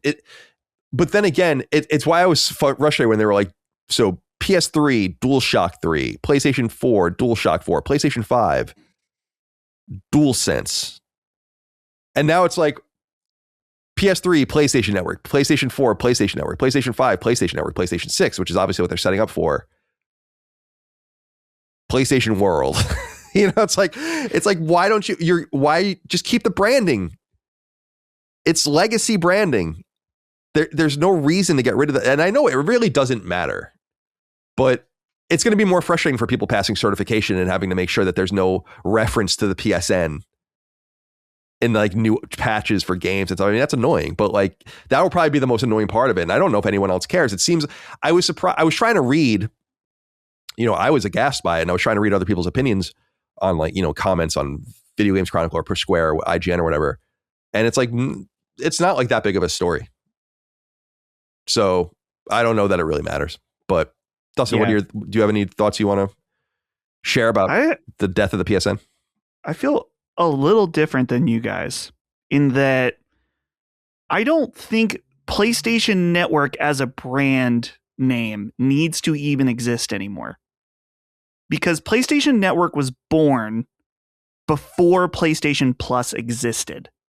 So now, and now you need PlayStation Plus in order to play online on the PlayStation Network. So I kind of am thinking they won't even have a replacement name. That you will just now have a PlayStation account. And if you want to play online, then you buy PlayStation Plus to play online. And so why is there's not really a need to have the name PlayStation Network anymore. You just have a PlayStation account. If you want to play online, PS Plus. Yeah. That's what I was saying. They were just going to fold it in. Yeah, right. This leaves only one network in town now. The Ritual Network. The Ritual Network. They're taking down their competitors. They're going in, they're slitting their throats at night. They're abducting them. They're taking them to the island. Hillary Clinton executed the PlayStation Network. She spat a green egg into a glass of water, and then she killed the PlayStation Network. Do you remember that tirade he went on about her spitting an alien into a glass of... Dude, I fucking think he is so funny. Like, I have for so many years at this point. Like, he's so funny. Whether or not he's intentionally being funny or not. I saw also a funny Tucker Carlson video going around of like a guy doing Tucker Carlson. Did you guys see this of like St. Patrick's Day? And it's like a guy pretending he's Tucker Carlson and he's talking about leprechauns. Dude, it's so perfect. Oh, what is it like? He's like leprechaun. Like it's this whole like leprechauns. He's like, leprechauns take all of your money and he's like, they've thrown all your gold and put it in a pot. Huh. Like that. Like interesting. What's going on? Yeah. I'll say you guys will think it's so funny. Mike, I showed it to Mike and she's like, if you showed this to me, if you just let me listen to it, I thought it would have been him doing a joke. Like that's how good it is. And I'm like, yeah, it's funny as fuck. So the Irish little person steals our money. Huh. Yeah. Interesting. What's going on? What are we doing? It's the best. I love it. Ridiculous. All right. World. PSN, we salute you. We'll wait to hear more. Obviously other developers, this is probably going out to big developers first, I would assume. And I'm sure we'll have more confirmation of it over time. Do you think they're because they also have the PlayStation Store. Like PSN isn't even like it's not even like a thing on the UI. Do you think they're gonna have a public execution for PlayStation Network? Oh, I hope so. How will they do it? I don't know. Maybe like that elephant. Oh man. Oh yeah. They're gonna from 1916. Jesus, they hung the elephant from a crane. Hanged. Yeah, they like. I was thinking like just something like burning it like a witch. Yeah, like an effigy or something. You're right. Dude, burning alive is like, oh, when you think about that, it's like, oh man, it's got to be really inconvenient. Oh, it's got to be awful. Minimum. It's got to be fucking awful. Jeez Louise. All right. On that fun note, PSN will keep an eye out for your branding corrections in the future, and we'll wish you the very best. This comes from Push Square. A lot of people have been reporting this, but since we're a PlayStation podcast, I want to focus on this. It seems like this is actually happening across platforms, though. But it seems like Highguard, if you spent money on Highguard on PSN, Sony is refunding your money automatically. This was on the Highguard Reddit, is shown by Push Square, and we got some letters about it as well. Mega Manchurian Candidate wrote in and said, "Hey gents, PlayStation is offering a full refund to any players who spent money on Highguard microtransactions. Do you think this was a tactical decision to improve the likelihood of live service games succeeding? If players are unsure of a game's future, they will not spend money, which then accelerates the failure of the game, which means people will spend even less money. At least with refunds guaranteed, people will put down more upfront, which can give studios time to turn the ship around. What do you think is the longest time Sony would allow a game to run and still give refunds at closure?" I don't know that Sony has anything to do with this necessarily. They probably have to allow and facilitate it, and they might do that as a goodwill gesture because they probably made very little money anyway on it. But I assume this is NetEase or whoever the fuck owns this game, their attempt of doing what Sony did with Concord, which was like by forcing refunds, we can just write the project down as if it never existed. And that's basically saying like, we'll get like a third of our money back by writing down taxable income and thus paying less taxes. That will be more money than letting this exist forever, which is why it's unpublished. And that's why I don't think people understand. It's like the games have to go away, like by virtue of, it's not even the servers. That's like kind of trivial. It's like, we can't do anything for tax purposes with this fucking game if it stays alive and we actually made some appreciable money on it. So I think that they probably are doing them a solid, and it seems like it's happening across platforms, and there probably wasn't very much money made. I don't want to speak out of turn, but like, you can imagine that this game made no more, and I think this is very generous, than like very low single millions of dollars, and that would probably be from curious people across all the platforms. And so it's like, yeah. So if what did Sony make, like $800,000 or something? They're like, yeah, take it back. That's fine. So that's my assumption. But did you guys see this? And do you hear this happening in other games? I wonder if this will happen more in the future. Games don't fail this catastrophically, and so there's really no, because at some point, like, you have to accept what it is. If your game goes 6 months or a year, you're really not going to be able to do that at that point. The game has existed for too long. But Dustin, anything for you to say here? Yeah, I think it's good that this is happening. I'm curious what that cutoff should be for something. You're right that eventually, like, they can't refund a game that's, I don't know, around for a year. Yeah, a year is definitely like at max. By that point, you have to be done, I would assume. Yeah. So I think this is good. And I think there is a point that it's one of those things where there should be some level of assurance that if you, with live service games, since we've seen so many of them, not just close, but close relatively quickly. Maybe not so many, but we're starting to get more examples. It would make sense that the consumers maybe are a little bit skeptical when a game comes out, that they want to, whether or not they should spend money if it doesn't do well or something like that. So, but at the same time, you don't want to come out and be like, listen, if this doesn't work out, we'll give you your money back. So go ahead, spend the money. It's like, wow, that's confidence right there. So you can't really telegraph to people, other than in situations like this, make sure you do the right thing, which I think you're right. It's probably not, it's not Sony doing it. It's Tencent or whatever. Yeah, that's my assumption. I mean, I don't know for sure because all three of them are, like, all three platforms are doing it. Yeah. It just seems like everyone's kind of doing a make good and realizing that they made very little money. And I think you're right. And it's written about in the letter as well a little bit, is like, yeah, this might just be a thing of like, we can't set a precedent. Like, this is a self-fulfilling prophecy. If a game's on the bubble, no one will spend money on it if they don't at least feel it's possible that the game will go away and they'll get their money back. So it makes sense to me. Chris, what do you think? Well, I'm sorry. Like, I don't know. I feel like generally I don't think this is going to be like a big, like, this write-in kind of says like, oh, do you think people are going to be more willing to spend money? Like, I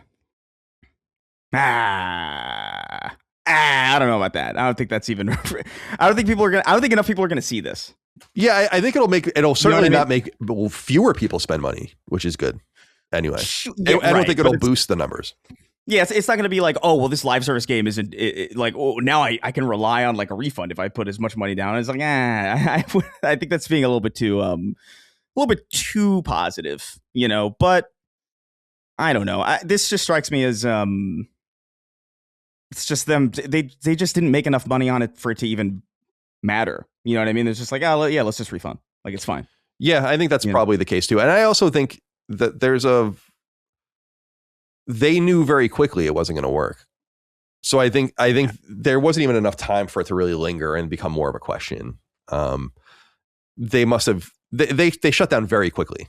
They obviously had expectations of being able to sustain their team of whatever it was, 70 or 80 people. So if you're not making enough money to keep anyone going, and they actually, it was reported, I don't think it's particularly interesting because I don't think it's surprising, but like they're truly done now, because I think that they did have like a skeleton team there, and I think they were trying to like maybe find other work, or they obviously weren't going to get another game off the ground, but they might have been able to do contract work or something. But I think that just likely failed, and so they're truly done now. What were they called? Wildlight. Mm-hmm. R.I.P. in peace. Or R.I.P. Bozo. I mean, a lot of people would feel that way. I don't like people losing their jobs. It's not something I feel great about, but like it certainly was a ill-conceived game. Yeah. And that's is what it is, I guess. All right. We've talked a lot about Starfield in the last few weeks because the rumors have been so good, and these rumors were right the fuck on, man. So like whatever connection that French dude DLSS has to the PSN, he knew the date the game was coming out, the date the game was going to be available for pre-order, and what the prices were. So someone's leaking, but Starfield is indeed coming to PlayStation 5 on April 7th, and it comes alongside some special PS5 features, as well as new updates that are going to go live across all the versions, including on Xbox and PC. But they write here, quote, every firefight and dogfight in Starfield hits harder with the PlayStation 5 DualSense controller. Adaptive triggers change from weapon to weapon, including your starship loadout. The light bar keeps tabs on your health and ship integrity, and the touchpad lets you jump between first and third person POV, or instantly access your map and hand scanner. On top of that, in-game audio logs and non-local ship intercoms will pour through the DualSense controller speaker. Please no. Immersing you deeper in the action. I always turn that off. I hate that. Yeah. I remember Shadowfall was the first game that really did that, and it was quaint and cool. And then I was like, I can't do this. Like this, it's not fun anymore. Starfield has also been visually enhanced for the PlayStation 5 Pro with a visual mode that runs 4K resolution at 30 frames and a performance mode that features improved visuals at 60 frames. Hell yes. Because it's at 30 frames even on Series X, right? There's some in my brain that told me they updated it with 60, but I'll look it up. I don't remember. And then I think it was though. So there's a new update that's going live across all the versions at the same time. So on April 7th, called Free Lanes. The Free Lanes update is built around Starfield's core value, rewarding exploration, allowing deep, meaningful customization, and making the experience smoother than ever. So you can get lost among the stars, follow your curiosity in crafting your story. Free Lanes touches nearly every major element of the game. Expanded space travel options that allow you to freely fly between planets within a star system. New space encounters have been added, and encounter frequency has been increased. A new resource has been added to give you even more control over your gear and ship customization. New options for upgrading your starborn abilities and bringing your favorite gear with you into New Game Plus, and so much more. And then there is a new story DLC that will also be available called Terran Armada. And then there is the Trackers Alliance Creation Bundle. So starting at launch, you'll be able to jump into the Trackers Alliance Bounty arc, available for purchase through the Creations menu. The Bounty series is complete with 7 unique high-value targets to track down and deal with however you see fit. Each entry is a self-contained story full of tough choices, memorable marks, and pursuits that will take you across the settled systems. So all of that comes either with or as part of the Starfield offering on April 7th on PSN. So I think there's a standard edition for $50. That's the game. So nice, it's affordable. It's 3 years old. So that's a nice price point. And I think they probably learned something too based on what happened with the Outer Worlds 2 at $80. And then there's a $70 special edition that I think will come with all of the expansions, including the new content. So this happens on April 7th. I've been talking about this for a while because it's been going on, and I've been, a lot of people have sent me their thoughts via various channels on what they think I should do with Starfield, and I think I'm going to play it. And maybe I'll even play it on, it would be an interesting stream actually. What day is April 7th? Let's see. It's a Tuesday. It's a Tuesday. So I could push into Tuesday and just do a Tuesday stream instead of a Monday stream, maybe. I don't know. We'll see what happens. Yeah. So, and no interest from you guys. You guys both played and you're over. Well, yeah, I mean, I liked it. I don't know if I spent like 100 hours on it. I dug it. I don't know. Like, it's definitely not like a generational game or whatever. but like I really dug my time with it. I like NASA style. Like I like that more grounded sci-fi anyway. Like I'm kind of a mark for that. The fact that you like go to the moon, you know, and just land on the moon, even if there's nothing there, like just and there's like a couple of caves and like a couple of like procedurally generated whatever. I just think it's cool to vibe out in that game. I really dug it, and it hit me at a time right where I was like, I would like a new Bethesda game, but I do kind of have open world fatigue. Like I'm not really in the mood to walk for miles in one direction, in like any given direction and find shit. I just kind of want. I wish I had something that had both of that, and it's kind of dead. And a lot of people were disappointed with that, which I get. But I enjoyed my time with Starfield. I think the progression is a little bit slow as far as like experience gain and like how often you get a skill point. I think is like a little bit too spread out. I think that was kind of a pain point. And I do think the first like 15 to 20 minutes of the game are particularly lame because you're kind of starting off doing like No Man's Sky shit for like 15 minutes or something. And it's just like you got like a little mining laser. And it's important that it teaches you that. But like I remember being like, I don't know about this, but you get deeper in and it's kind of good. It's unfortunate how understated it is. It is very mundane in comparison to a lot of like other Bethesda, probably like Fallout's so over the top and Skyrim is so self-serious. This is just kind of like, I don't know. It's just, it's more, I don't even know how to put it. Like, you know how like 2001 A Space Odyssey is kind of like, it's a good movie, but like, yeah, it's a little vanilla. Like, yeah. It's a little vanilla. It's kind of like, not to compare this to 2001, but you know what I mean? Like that kind of thing where it's just kind of like, this isn't as exciting as I feel like it could be, but it's cool. I think you might actually like it. Yeah, I think I've been. Or at least you might like. I'll put it this way: I think the things that you would like about it will maybe overshadow the things that you might not like about it. I think it's funny. Like I just remember so well when it was coming out and like how I was like, yeah, I'll just buy it on Xbox and whatever, and people just obliterated it so badly that I was like, it wasn't so badly. It's just like, I'm not going to spend time with a 70. Like I'm not going to spend Bethesda time with a game that people don't like, you know, like sure. It's like, it can't be like, surely someone out there would have something to say. And I think I was just dissuaded. Yeah. But that makes sense. We'll get back into it. But I don't know if I'm even going to have the time. Like, I think I'm talking a big game now because Pragmata comes out right around then. And then after Pragmata is going to be Saros. So I don't know. I don't know if that's going to, how that's all going to work. We'll find out. Yeah. One thing I will say is it is a very Bethesda game in the sense that like the main quest is like kind of the least interesting part of it. Yeah, that's okay. I don't know why that is. I don't know why that's the thing, but you might actually like the main quest because there's like, it's a lot about like just NASA shit. Like you go to things that are like historically relevant. Oh, cool. It's cool. Yeah, that sounds cool. And I also like boring shit. So, you know. Me too, apparently. Yeah. All right. For PlayStation Portal users out there, PlayStation Portal, of course, Dustin, you might have heard of it. It's the finest PlayStation hardware that's been released in some time. It's really the only hardware that's been released in some time. People out there are enjoying it. I'm enjoying it, although I don't really use it when I don't need, you know, the football season's over. I watch hockey at night, but I don't really need it right now, so I haven't been using it, but it is exceptional. And they, over on PlayStation Blog, noted that on March 18th, so this is yesterday from when we're recording, there was going to be an update, a major update for the Portal that will bring some new options for people. So if you haven't used your Portal in a while, you might want to turn it on and download this update so that it'll be available to you when you're ready to go. The big thing here is a 1080p high quality mode. They write, quote, players can now select a 1080p high quality mode during remote play and cloud streaming. This new mode enables players to enjoy games at a higher bit rate compared to a default 1080p standard mode, providing a smooth and high fidelity experience. And you have to go into your menus and turn that on manually. And obviously that will, I assume, require a better connection, or at least a more enhanced connection, reasonably enough. Yeah. Refined cloud streaming experience.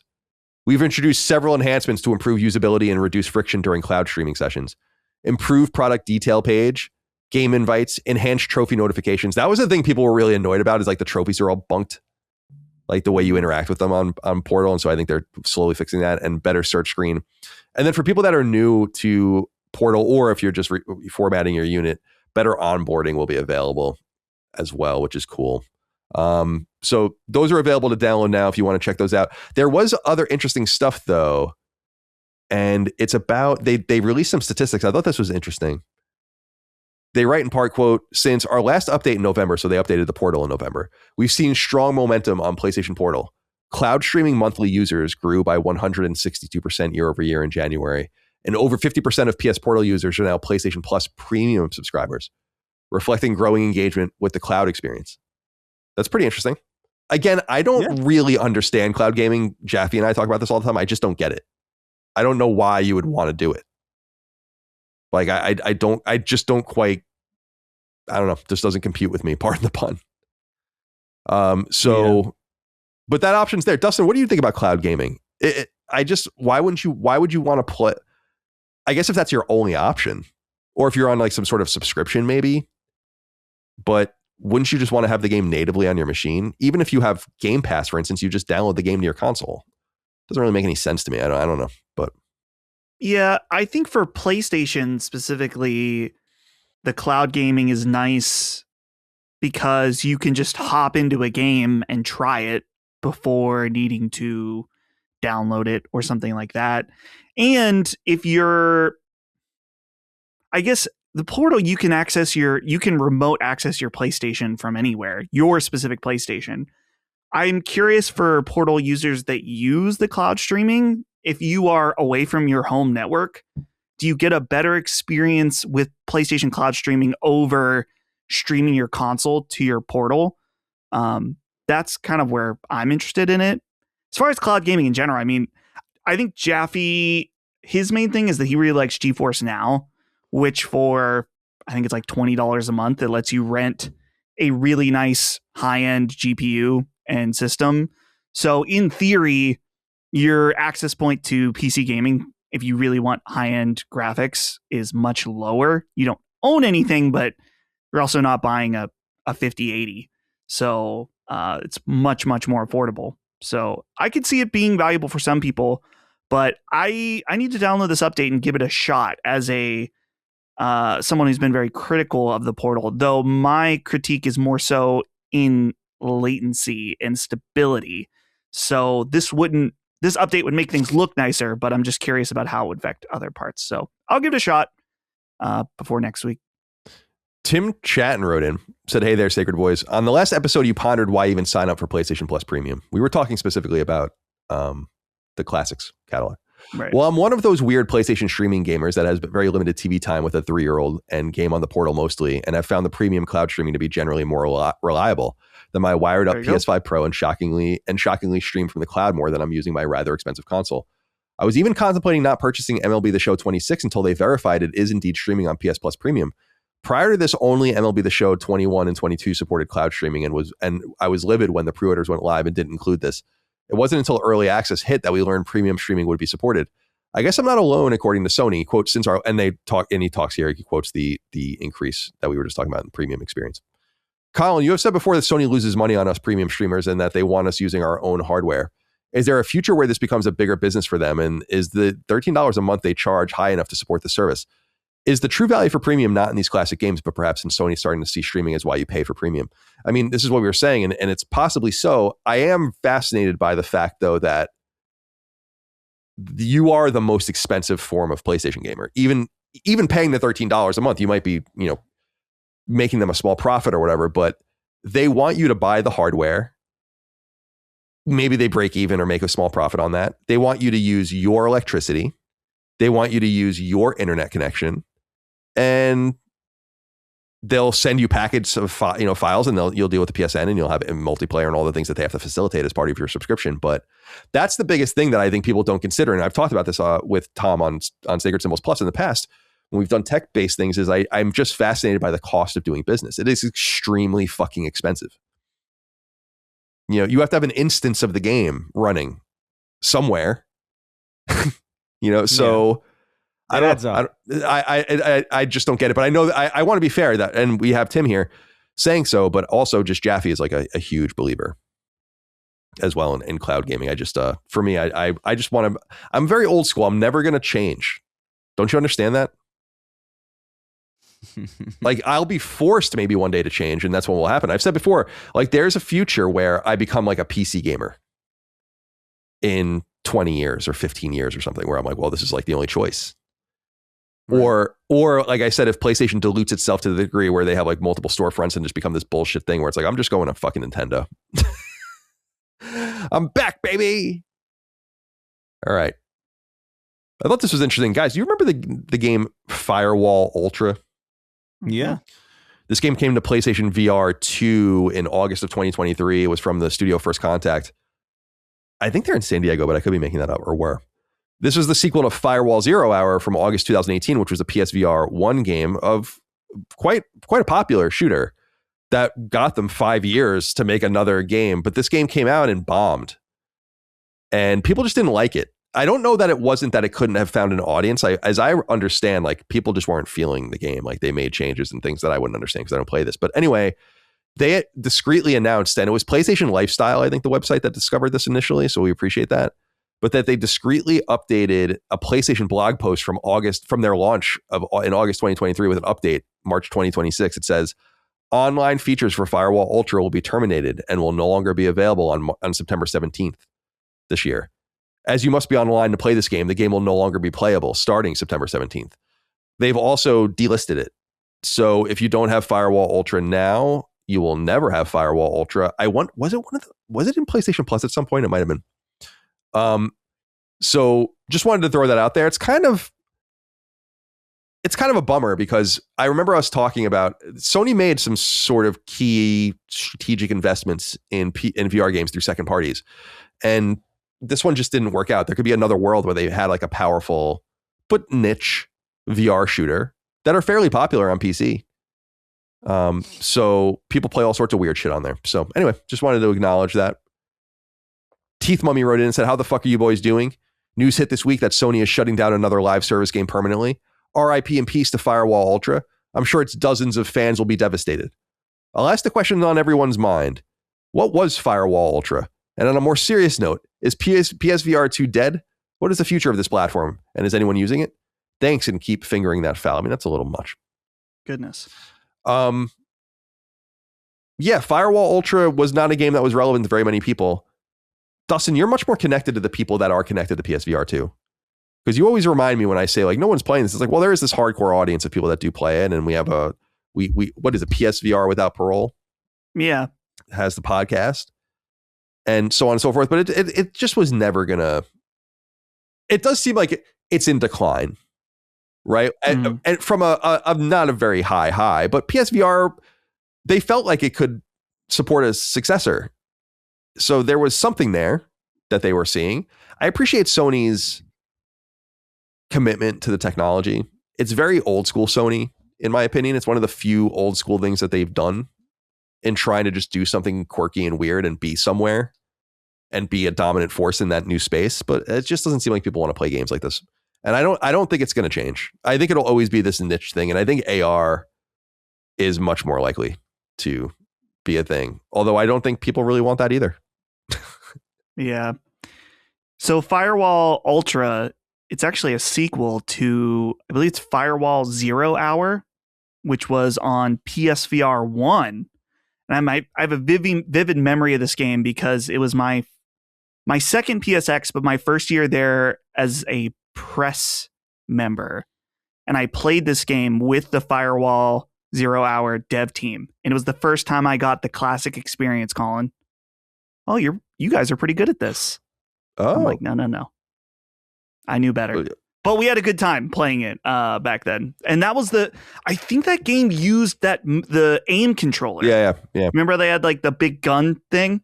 So Firewall Ultra is the sequel to that. And I've played this game and it's not very good. And I'm not surprised it didn't do well. There are other first-person shooter multiplayer games, even on PSVR, that are just way more popular, and from people that play them that are just simply much better. So it's unfortunate because I think that 0 Hour, while it wasn't like some insanely huge hit, I think it did have a dedicated audience behind it. So they were not able to deliver on a follow-up. But what is the future of PSVR 2? I think you're gonna for the rest of the PS5 generation is exactly what you're seeing right now. Zero support from first party, and even now, like, was the last state of play. Nor over the years, even when it seemed like Sony was done, they would still throw you a little bone here and there and be like, here's one thing that is going to have PSVR 2 support, or here's this. Or they'll do like a week on the PlayStation blog and be like, here are 5 new PSVR 2 games. That's kind of done now too. Yeah, I think it's kind of over. I honestly haven't looked to see like what new games. I'm sure there are new games coming for PSVR 2, but they're probably all very small. And so that dedicated audience is still, it's funny, Colin, you mentioned like me being more connected. What's interesting is that I feel like I've seen much less even in the last year or so. So it seems pretty dire. So who knows though, Valve is dipping their toes back into VR, which is that going to move the needle? Probably not. Maybe you'll see some more games that come out for PC that make their way over to PSVR 2. But what's the point when there's not that many players on PSVR 2? I mean, Beat Saber bowed out, and they were the most popular game ever, which may be a little bit of the meta interference, wanting that to not really be a place where people play that. Shout out to Meta for canceling the metaverse. $80 billion. They tried. They sure did try. They laid off 20% of their staff, I think, right? Or they announced that they're going to. And I think their stock went up 20%. Interesting. Yeah. Very cool. Yeah. Very cool world we've set up. Good. That's wonderful. Chris, you're not messing around with VR these days, are you? No, I mean, I was pretty early into it. Well, not early into it. There were people who were there like really, really early. But I remember I got an HTC Vive in like 2016, 2017, something like that. Maybe later, maybe 18. It was around that time when they were fucking expensive. You know, I think I paid like $1,500 or something, some absurd price. Because I remember playing Beat Saber at someone's house, and I was like, I have to be able to. I need access to this whenever I fucking want, because it was so good. And Beat Saber is still, in my opinion, like Beat Saber feels to me like damn near a Guitar Hero kind of game, where like it's left out of a lot of like top games of all time lists purely because it's so like hyper specific in the type of game it is. But like I think if we were to look at it holistically, like Beat Saber is a really fucking immaculate, very simple. It's like Tetris in a weird way. It's like there's not a lot to do in it, but like what it lets you do is like really, it's just mega satisfying. It's a damn good game. But like outside of that, there's a couple of games I've played, like Boneworks kind of blew me away. Half-Life Alyx was very good. But really there's not much there, and it is like I've said this ad nauseum at this point, but like it really is just a matter of how cumbersome it is to even initiate your interaction with the space. Like just needing, okay, I need space to maneuver. Okay, so I got to move my furniture if I don't have the space, or I got to like dedicate a space to it. Oh, if it's a Meta Quest, then I have to make sure it's charged all the time. If it's wired, then I got a wire dangling off the back of my head. They're usually really heavy. For me, I have glasses, so like I got to keep them like really tight, and that like gives me headaches. In addition to the fact that the screen's so fucking close, I just get kind of sick anyway after like 2 hours. It's not as accessible as most other things are. Especially, it's definitely not as accessible as a monitor or a TV and a couch. So I really just think VR is ostensibly a dead gaming medium until they can reach this point where the barrier to participate is as convenient, or even more convenient than just sitting on the couch, turning on a PlayStation, turning on a TV, and just sitting there and enjoying the game. They've got to be in like contact lenses or like glasses or something. You know what I mean? Like it's the weight and the time, and it's just all the deliberate controllers that you need that always run out of fucking battery. I don't know. It's a clunky medium. It's very cool. Like, cause dude, like Resident Evil 4, and I'm not even talking about Resident Evil 4 Remake, which I believe also has a VR mode, right? Just base like the VR version of like original Resident Evil 4 on Meta or on Oculus or whatever the fuck they're calling it.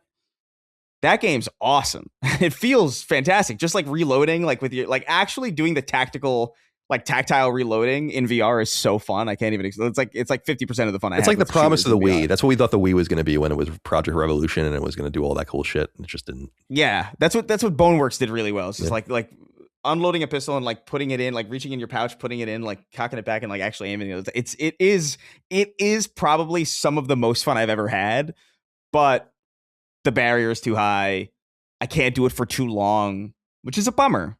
Because if I'm playing a game, I want to be immersed. I want to sit there for hours. You know, at the very least, I don't want to be there after like 40 minutes and then be like, I got to take a break. It's just kind of, it's all these stopgaps. And I don't know. Hopefully they can do it. Hopefully eventually, like by the time I'm old, there'll be a way to play and I'll be able to break my hip playing Beat Saber 6. But I feel like it's going to be a while, especially with just the lack of investment going in because the technology is so rough to get into. I feel like it's just going to be there's going to be breakthroughs in other areas of technology that are going to eventually migrate their way into like a resurgence of VR, maybe. And I think that's probably the most likely scenario. But who the fuck knows? I was totally crestfallen when, you know, it was about a year ago, a little more than a year ago, when I like, you know, hooked the PSVR 2 back up, and you guys might remember I downloaded Arizona Sunshine and I was like, I'm going to play this, and I really liked it, and I was like, this is so cool, and I can see getting into this, and it just made me feel so ill. And even thinking, and I know it's just that game and that I was playing it with fast movement and all the rest, but like there's something visceral about that machine now where I look at it and I'm like, it just makes me feel ill. Like I'm like, I fucked it up.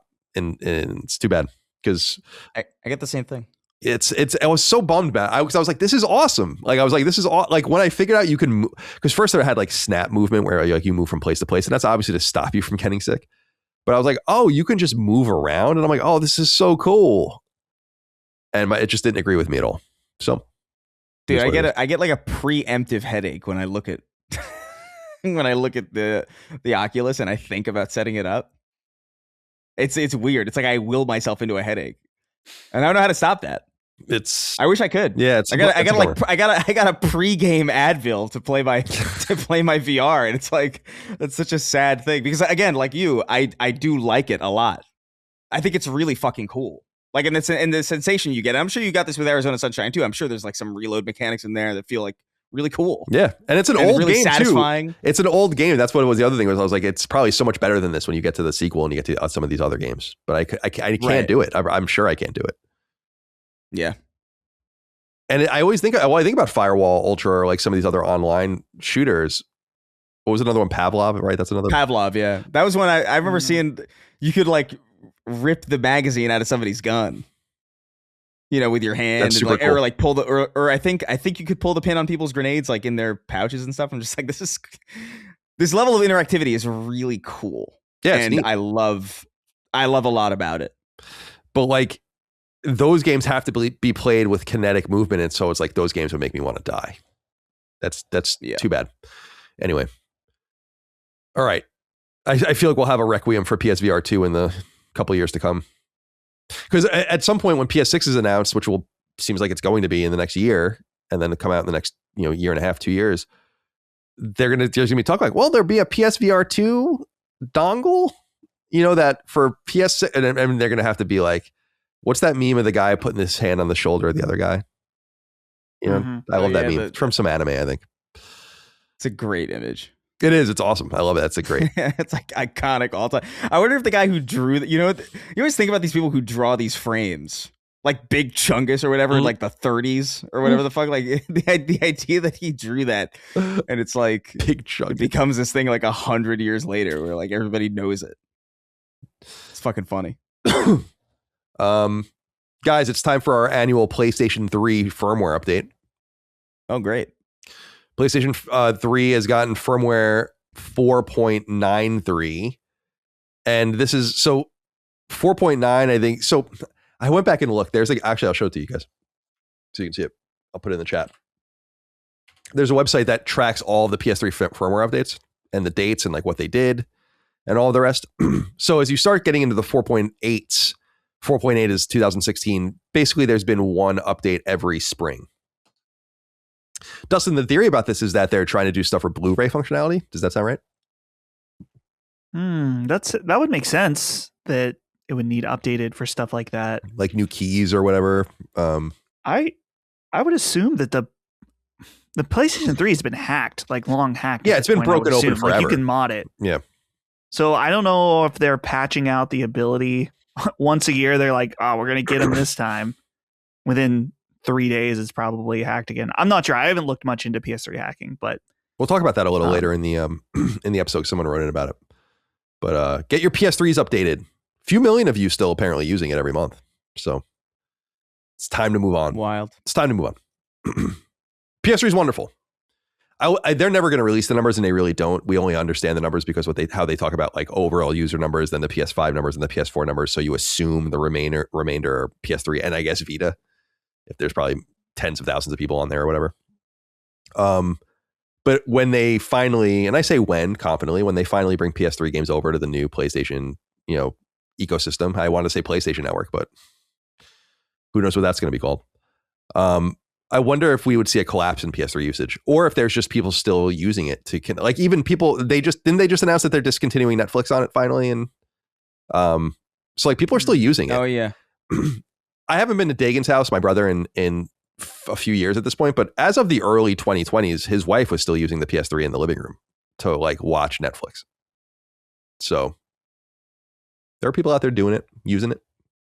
Oh, I clicked on a random one, version 2.00, November 8th, 2007. It says, there's one that says vibration function has been added as an option under controller settings in the menu is displayed when you press the PS button on a DualShock 3 wireless controller. Nice. Available for purchase in early 2008. I didn't realize it was that late. I thought the DualShock was earlier than that. No, it was 6-axis until like this. No, I knew it was 6-axis in the beginning. I just thought like by 2000, I figured by 2007 it would have. I figured they would have fixed that quickly. You know what I mean? Yeah, I mean, I think they did the quick. I mean, that is what's just so bootleg about the PS3 is like just the whole controller situation. It's like the very rare, almost unheard of. No, this is just the same controller. It's like, what? We took the wire out. It's wireless now. It's like, yeah, all right. But that goes to show you like the R&D struggle of getting this thing fixed and how bad of an idea. What I remember of the 6-axis controller was just how light it was. So flimsy. I'm like, this thing sucks. I hated it. It was disturbingly light. It's cool when you think about it, and that's so Sony, like being too in their heads, being like, yeah, our fucking controller doesn't weigh shit. Isn't that impressive? It's like, no. We want it to weigh something. Yeah, it's like a somebody who doesn't play games made that decision. You know what I mean? Right. Like somebody who's just like, what if we could make it like so light it's like it could blow away in the breeze, like lighter than a feather. The idea being like it'd make it easier to play games actually because it's not as heavy, so you'd be able to play more. Right. It's like almost the opposite is true. It's ridiculous. I'm trying to find it's somewhere. I remember that as well. I'm trying to find the trophy update one, but because that was a big one too. That was the summer of 2008. Anyway, update your PS3s. Be good out there. I wonder if everyone plugged in their PS3 right now, what would be the most recent firmware on it for each individual person? Oh my God. Mine's easily like 2011. Yeah, I last used mine 21 maybe. I think I played, or maybe even 22, played MGS2 and MGS3 at some point. The re-releases. Yeah. Anyway, this was announced right before we started recording, and I just wanted to throw this out there because it's sad. I mean, people are getting laid off left, right, and center. I mean, I don't know if you guys saw that Crystal Dynamics is having another series of layoffs. It's like, I don't even know how they're going to get their fucking games out. I think it's 4 layoffs in a year there, so they're obviously under great distress. So there's all sorts of unfortunate job, happenings, closures, cancellations going on. It's too much to keep up with. But I wanted to note this one because it's a bummer. This is a historic studio. Games Industry Up-Biz reports Ubisoft announces layoffs and the cease of game development at Red Storm Entertainment, and 105 people are being laid off.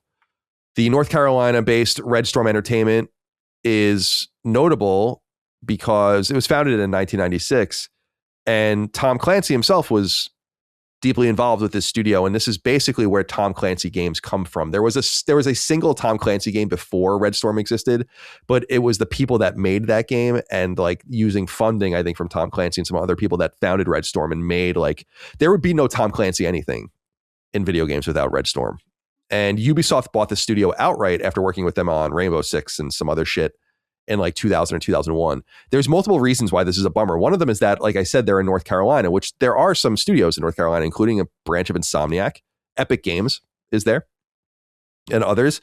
This is the loss of a team where it's like, these guys are going to have a hard time, I think, finding a job. I mean, maybe some of them will go to Epic or whatever, but North Carolina is just not a good place to lose your game development job. So that's number one. Number two is these guys were fucked, man.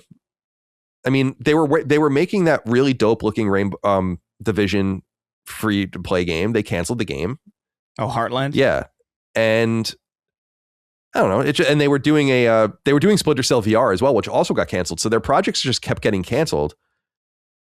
Obviously, we bring this up constantly, the ship of Theseus. It's a bummer because like out of all of Ubisoft's brands, it's the first studio Ubisoft ever acquired, which is interesting. That's number one.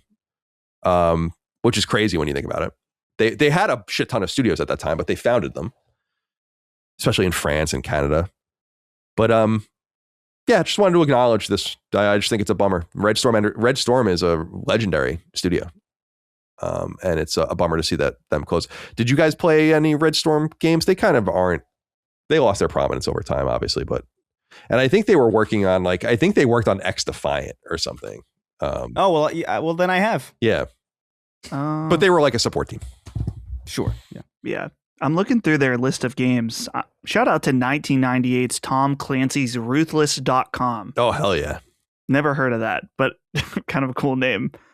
It seems like so in 2016 and 2017, they did Werewolves Within for VR, and they did that Star Trek Bridge Crew game, which that's like insanely niche, but I guess Star Trek and VR fans probably have a decent crossover. That was a game that I'm like, man, that actually sounds kind of cool, where each person is a member of the bridge crew and has different jobs to move the ship and fly around. I'm like, that sounds kind of cool, but I'd have no idea what I was doing. But their last, like, I don't want to say real game, but non-VR was Tom Clancy's Ghost Recon Future Soldier in 2012. Yeah. Oh, wow. I think I played that one, too. And it was co-developed with Ubisoft Paris. So this feels kind of bad. You know, they were taken off doing... I mean, maybe they wanted to go in a VR direction, but with Ubisoft, I doubt it. I don't know if Future Soldier, did it not do well? Was it like kind of a bad game? So that was why they were taken off. Yeah. 78% on, or 79 on Metacritic. So yeah, not that bad. At that time, it still had a chance because there weren't that many games comparable to where we are today. Yeah. But yeah, it has been a while. And like I said, it's been a long time, but they were just such an iconic presence. Like, I wasn't a PC gamer. And a lot of their games came to console, like, like Rogue Spear, I think was on Dreamcast and like other things. But just that icon and like their games on the PC shelves at game stores, or if you went to Best Buy or something, they were just always there. And PC games were so prominent because the boxes were so fucking huge. So there's some marketing thing about it where it's just like, they feel very like late 90s, early aughts to me. The dead era. I mean, no one plays PC games physically anymore. You don't see that kind of shit. So they worked on an America's Army game. Oh, wow. Do you guys remember America's Army? I do. That was like the official recruiting thing, right? I played it at the Clearview Mall in Butler, PA. Oh man, they tried to get when I was in elementary school, and my dad had no interest in joining the military, and they were like, "Oh, are you interested in recruiting?" He's like, "I'm blind in one eye." And they're like, "Ah, yeah, you're not going to be able to do that." And he's like, "Good." But I got a free game out, and I didn't really like it very much, but it's kind of a neat idea to do a video game that was free at the time. Not a free game at that time. Yeah, it's unheard of. Very Government paying you for your Xbox 360 propaganda. It's great. I mean, they knew where their target audience was. They weren't on PSN playing fucking Folklore, I'll tell you that. Well, the original America's Army, I think, was PC. What year did the original come out? Looking on Wikipedia, 1.0. This was 2002. Oh yeah, on PC. That would have been on PC for sure. Dang, that's the one I remember playing. America's Army. They wanted to have your mouse and keyboard skills. Right. Yeah. All right. R.I.P. in peace, Red Storm. You'll be missed. Nathan Densley introduces our next topic. Blessing boys, he writes. I missed out on some of this year's podcast, so I was wondering if you three have spoken on the game Exodus, written by Mass Effect's Drew Karpyshyn and the now departed other BioWare alum, James Olin. Or maybe the subject of the game could use another look at after the snippet of gameplay was released on Wednesday. Do you gentlemen feel this game's call of another operatic space adventure and its space bears in your balls as I do, or do you feel it a little too similar to its wear on its sleeve inspiration? Thanks for all your work. So they did release new Exodus gameplay, and I was curious. It's about 2 minutes long. I'm really excited about this game. I love Mass Effect. I've always loved Mass Effect since it came out in 2007. That trilogy is excellent. This is a facsimile of Mass Effect, and I have no problem with that because they're not doing it. And someone else, and by the way, Drew Karpyshyn is kind of sort of the major strength, or one of the major strengths of Mass Effect, by being the person who came up with wrote the whole thing. So I'm actually, after seeing the gameplay, though it is a facsimile of Mass Effect, I'm like, hell yeah, dude, I'm going to fucking play the shit out of this. So I'm all in. Early 2027, unfortunately, which, did I pick it in the game thing? No, I don't think so. Oh, okay, good. You might, don't rely on me necessarily, but like, I don't think you did. Yeah, I probably didn't. I'll look. But did you get the chance to look at the gameplay, Chris? What did you think of it if you got a chance to check it out? Yeah, man, it's obviously it's early, but I'm into it, man. Like, this is exactly what I wanted it to be honest with you. Like, I don't mind. I wish there are certain games that I love that I wish would be copied more, you know? Like, Shadow of the Colossus is one of them where, like, I wish there were I wish I could go to other places and get like a different fix of that. So the fact that this looks like Mass Effect is fine. I feel the same way that I feel about, like, you know, although it's a bit of a different scenario, obviously nothing's 1-to-1, that Judas looks unquestionably like a BioShock game. Right, like, I don't care. Like, that's kind of what I want out of the, if your claim to fame is making a particular thing, like, why? I mean, it's cool to branch out, I guess. It's always exciting and new and interesting, but why would I complain about you doing the thing that you know? Right, the thing that drew us to you to begin with. The thing that we know you're good at. You're not gonna find me complaining. I was actually a lot more skeptical about this game before I saw this, because when I first saw it, I was like, it looks a little bit Unreal Engine, which obviously it is. I'm pretty sure, right? I'm pretty sure. Yeah, like, I think so. Most games, I feel like at this point. I think it is. I'll say the trailer looked like Unreal Engine to me. Like, it looked like the kind of like, okay, this doesn't look particularly stylized or whatever. Yeah, it's Unreal 5. It's very cutscene heavy. Like, I don't know, like, maybe this will be fine. But I was skeptical about it. This to me is a little bit more reassuring. The shooting in particular, what I really like about it is the feedback on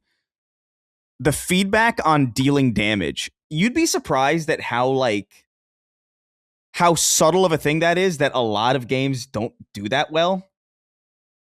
I'm actually like kind of like, I think I might, I had an idea a long time ago to make a video about that, where it's just like, why does it feel like when I'm attacking things in some video games, it feels like I'm not doing anything to them? Marvel Rivals actually is a really good example of one where, like, you could shoot somebody in Marvel Rivals and it feels like they don't react at all. Like, there's no effect. It's like, it feels like everybody's a hologram or whatever. And seeing like the sparks fly off their armor and them like twitching and reacting, it's just like, oh yes, this looks cool. I'm into it. Really early, obviously, so who the fuck knows what the end product will be? But yeah, not that early. I mean, it's a year out. You know, sure, but like, you know how these things go. As far as, I don't know what the overall quality of whatever we're seeing is. Yeah, I want to see uncut gameplay, like, for a longer period of time. Right, but I do think it looks exceptional. Like, I think it looks fucking It looks like Mass Effect. I mean, unapologetically like Mass Effect. That's great. Yeah. Dustin, are you When ready to play they Mass brought Effect? up the radial dial, Yeah. I was like, oh yeah. Oh, yeah. And then there's a part after like the zip line part of where it shows the character jogging slightly. And I'm like, that is the exact same jog. But I'm with you, Colin. I have no problem with that. And I think this, little almost 2-minute clip looks very promising, but I'm with you that I want to see more. Yeah. But everything from this game so far has been very promising. All right, one more piece of news just to throw this out there. This comes from Games Industry Up-Biz as well. Crown Prince of Saudi Arabia's electronics gaming development company acquires 5% stake in Capcom. So they're simply reporting from a Japanese source named GameBiz that this organization, EGDC, has acquired 26.78 million shares of the Japanese company Capcom. This is an investment that is in addition to Saudi Arabia's 5% buy of Capcom in 2022. I did a little bit of research because I wanted to make sure that people understood this. The Savvy Games Group is owned by the private or the public investment fund in Saudi Arabia. They own pieces of like EA and Take-Two. They own 5% of Nintendo, 8% of Embracer. They bought Niantic and Scopely and all these different things. And that's a wealth fund for profit. The EGDC, as I understand, is under the MISC Foundation, which is the nonprofit that is run by Saudi Arabia that owns SNK.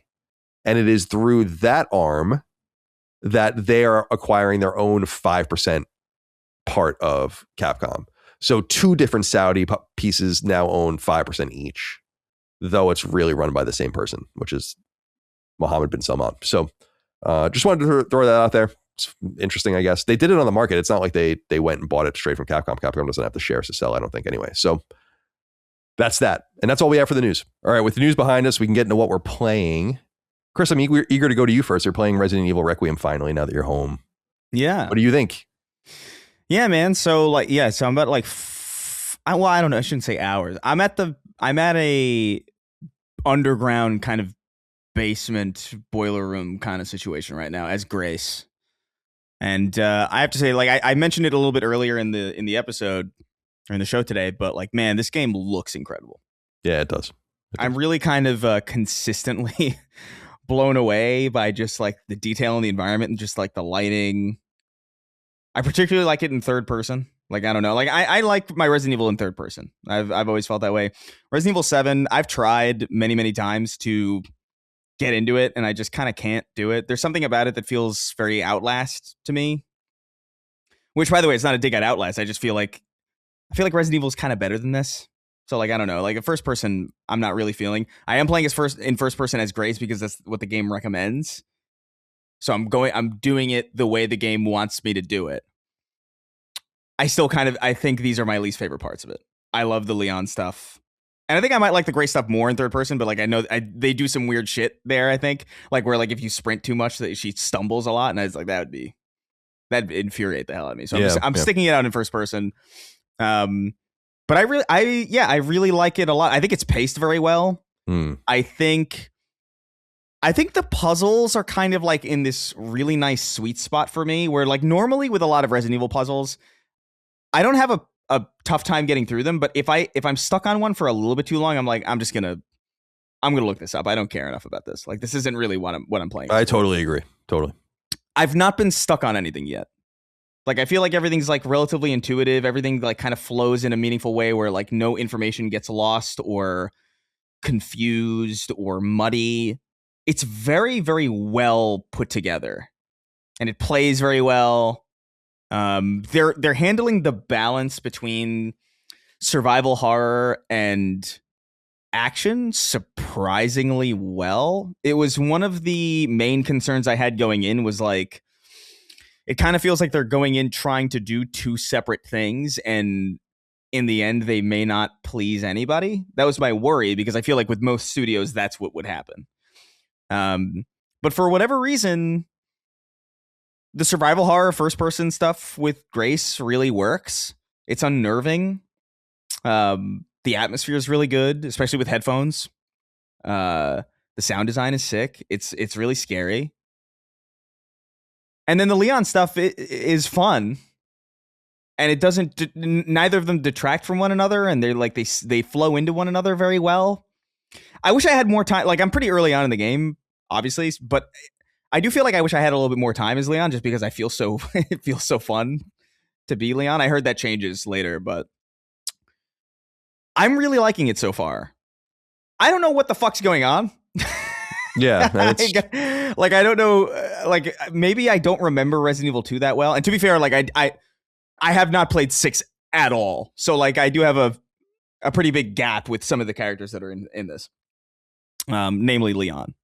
So maybe there's stuff that I just didn't see, and I'm just kind of, I'm going in with that understanding of just like, all right, I don't have all the context here. That's fine. But I am kind of like, I don't necessarily know what's going on here, but it's cool, and I like it, and it's fun, and it's scary, and the scary parts are scary, the action parts are fun. So like I'm having a really good time with it. I'm still really early on though, so like, I've still got plenty of game to go, even as far as this game goes, which I understand is short for a lot of people. I don't think it's that short, dude. I think you'll find that it's perfect length. You know? Yeah, I feel like just like something else. Right, it feels well paced for me. Like I'm enjoying the pace of it, and I like the care center is a really great location. I think.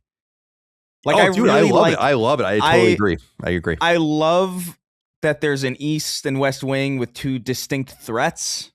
I think that's kind of cool. It feels weirdly like this isn't literal, and I hate saying this because like everybody always, it's nothing like this. It's the spirit of what I'm talking about, right? But it feels kind of like in Far Cry, there's like different. There's like the area where like this is the boss for this area and this is the boss for this area, right? There's like a light sprinkling of that here, which is not the same. Obviously, it's not like Far Cry at all. But like, I thought it was interesting that there's like a chef, and then there's like a fucking giant thing, and they're separated. I think that's kind of, I don't know. There was something novel about that I was like, I like this. I like being able to choose like what I'm. I don't know. There was something freeing about that I really, really liked, and I like the overall aesthetic of the area. I love the lobby and how like sterile, like there's like a weird like antique sterile kind of like, I don't know, the white, like the really, really pale white glow of that main lobby is really cool. I'm really liking it a lot. I think it looks beautiful. I think it plays really well.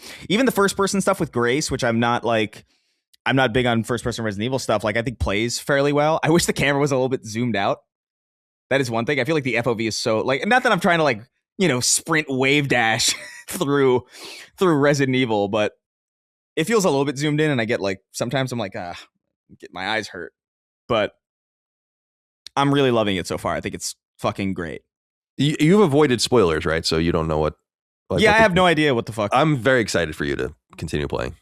I think it's going to be. I'll be very intrigued to see what you think. Yeah. I beat it 4 times, so I really liked it a lot. Obviously, the hospital, especially, like I know my way around it. It's so funny. Like I just know my way around the game so well now. It's great. I'm so glad you got to it and that you enjoyed it. It's especially good on PS5 Pro. Yeah, it's really gorgeous on. I kind of can't believe how good it looks. Like on many, many, many occasions. There's like, especially like when it cuts to third person, you can really like really take in how well the character models are done. Like Leon looks incredible. Like I was like staring at him for like a good like minute. And I was like, this looks real to me. Like, and not in like an uncanny way. Like I understand that it's not real. Like I understand, like I know it, but like it's like this looks fucking incredible. And even like Grace's hands when she's aiming, I'm like, dude, that looks like this doesn't look like video games anymore to me. It's amazing. And this is part. I was talking about this when I was talking to you guys about the guy Nate from Sorcery GG that I'm having on Sacred Symbols Plus in a couple of weeks. And during our interview, I had brought that up, that we were talking about the transference of game power centers from the west to the east now. And I was like, yeah, well, you look at a game like Resident Evil Requiem, the level of quality in that game, made by a Japanese team, being paid 1/3 to 1/4 as much as a Naughty Dog employee would be paid. So get used to it, because this is the way things are going to be going, especially in China and Eastern Europe, so on and so forth. All right, Dustin, you're playing Marathon. A game that's been on my mind, as I've been saying as well, and maybe I'll get into it at some point too. I don't know though. That's a big talk. That's big talk right now. What do you think? What's going on? Yeah, so before our stream Monday, I knew I wanted to put more time in, mostly out of fear of looking like a fucking idiot in front of 1,000+ people on stream. Cool. So this past weekend, I put a lot more time in, and I'm not right always, but I was right in my assumption that it was either a week or two ago that I said, like, I'm not hooked by Marathon, but I see that something's there and that it's going to just require more out of me. And that was 100% right. And I think that's actually I think that's going to continue to be the uphill battle for Marathon, is that the onboarding is not great. The tutorial is not great. And even as you're playing still now, which let's see, how many Marathon hours do I have at this point? I have 18 hours in Marathon, and I still have so much to learn, I feel like. But I'm having a really good time in the process now. Some of my time has been solo, and playing this game solo versus in a team, I don't want to say it's two different games, but your play style is so vastly different between playing as a team and playing by yourself. By yourself is borderline, I'm not going to call it a horror game, but it is so scary sometimes, because it's like when you're with a team and you're running around somewhere, you hear your other team's footsteps. And so you're maybe not quite listening in, but when you're looting something and you think you're by yourself, you get jumpy. You're like, oh shit, did I just hear someone in the next room over? Sometimes you're in your head a little bit, and sometimes you're right. I have found too that I'm having more social interactions on solo. Not a lot more. This game still is very, very, like, as Chris was saying, either on our stream or a few weeks ago, that this game is PvP focused purely. It's not much of a social game, and that's fine. But like the other day, I saw a guy looting something, and I murdered him straight up. And he was like, "Oh shit, you scared me." And he's like, "Good work, man." He's like, "Come get my loot. Come embrace me." And so I went up to him, I'm like, "I'm gonna take you in my loving arms." Oh man! And then I finished him.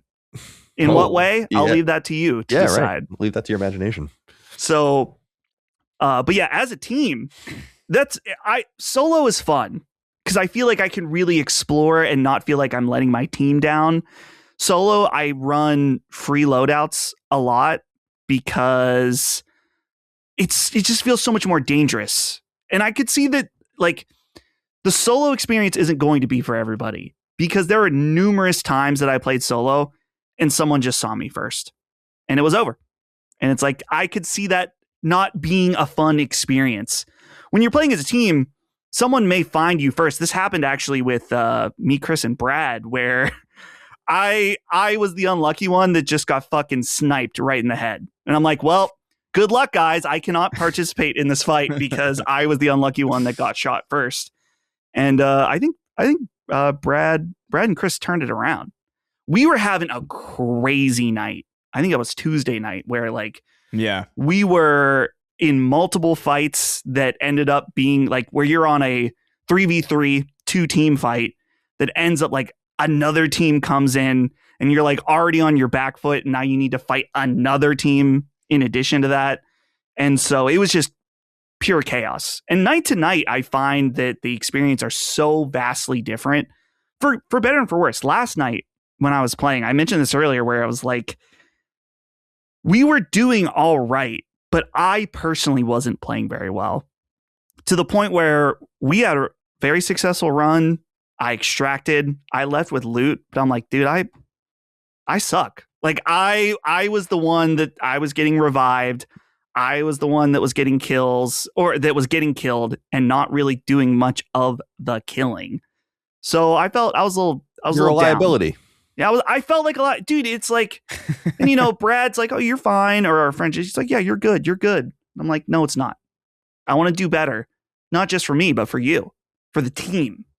So I'm having a really, really fun time playing it. I'm excited for more. Right before we just hit record again after our break, Chris was saying that the update of the new level is about to come out tomorrow on the Marathon ship. I think Chris, you said it was like level 25. Yeah, I was reading. I had it up. So it's like a minimum level requirement of 25, a minimum loadout requirement of 5,000. So like you have to go in with 5,000. 5,000. So you got to go in with like. You got to be kidded, dude. Oh yeah, I saw a video about that. The guy saying like we want you to risk, like have to risk it or whatever for the That's kind of sick. I mean, that's either going to make you feel like $1 million or rage quit. I'm already anticipating screaming in pure rage when I get in that, because I know I'm not going to have successful runs every single time I go in that, but like I know I'm going to lose a bunch of shit. But yeah, 10 a.m. on Friday, so the day after recording this, when a lot of people are going to be listening to this, I guess it'll be unlocked for everybody after a big ARG that a lot of people went through. By the way, I'm also playing Marathon. It's going to be obvious. I'm not going to say it every week because it's just obviously going to be true, and I'll have more to say about it next week once I have some experience with this level. But yeah, man, I'm excited. It gets its hooks in you, man. It's really good, and it's like surprise. The gameplay variety is startling. Like I just feel like night to night, my experiences are completely different. Solo and teams are like completely different vibes. Like I fuck with it. Yeah. It's a game that you learn so much. I mean, some of it's obvious, like crossover from any extraction shooter or any kind of shooter like this, where it's like, I've been very conscious the last few nights, like how much noise you make really matters. And I learned that both from being killed and from killing other people and being like, dude, you guys were in here running around. And so, yeah, we got the jump on you. And so it makes you more conscious next time, where it's like, let's slow down. A problem Chris and I had Tuesday night was we were trying to do some quest. And so we were hanging out in the same spot, trying to figure stuff out. And it's like, we've overstayed our welcome here, because if another player doesn't roll up, then we're fighting bots. When we're fighting bots or clankers, we end up drawing more attention to ourselves. And it's just like, you gotta stay on the move. So, I absolutely love Marathon. I think it is fucking awesome. And I think there was a question later about like the status of the game that we can talk about. Yeah, we'll get in. We can get into all that right now. You want to? Okay. Well, it's here it's under. Oh, it's right here. Yeah. Right. Ramen numerals wrote in. Nice. Said, hey guys, I'm a lapsed Destiny player, and I have to say I was really disappointed seeing Bungie making a game in a niche genre where they have been so poorly managed and just hemorrhaging money. Marathon is not a game for me, but much like a good fighting game, I've really been enjoying watching skilled players stream it. What do you think? Is this going to be sustainable, or do you think they are going to wish they had made a game with broader appeal? I'll say that I think I doubt the game is doing as well as their most optimistic projections. But I don't understand from my perspective why people seem to be so focused on how the game is doing and assuming it's going to be disappeared from the market. It's not. I don't know if it lasts more than a few years or something, but it's not going away. I just don't see how that's going to happen unless the player base really just erodes into single thousand digits across all the platforms. And I just don't think Sony's going to give up on it. I think it's too much is riding on it in a way.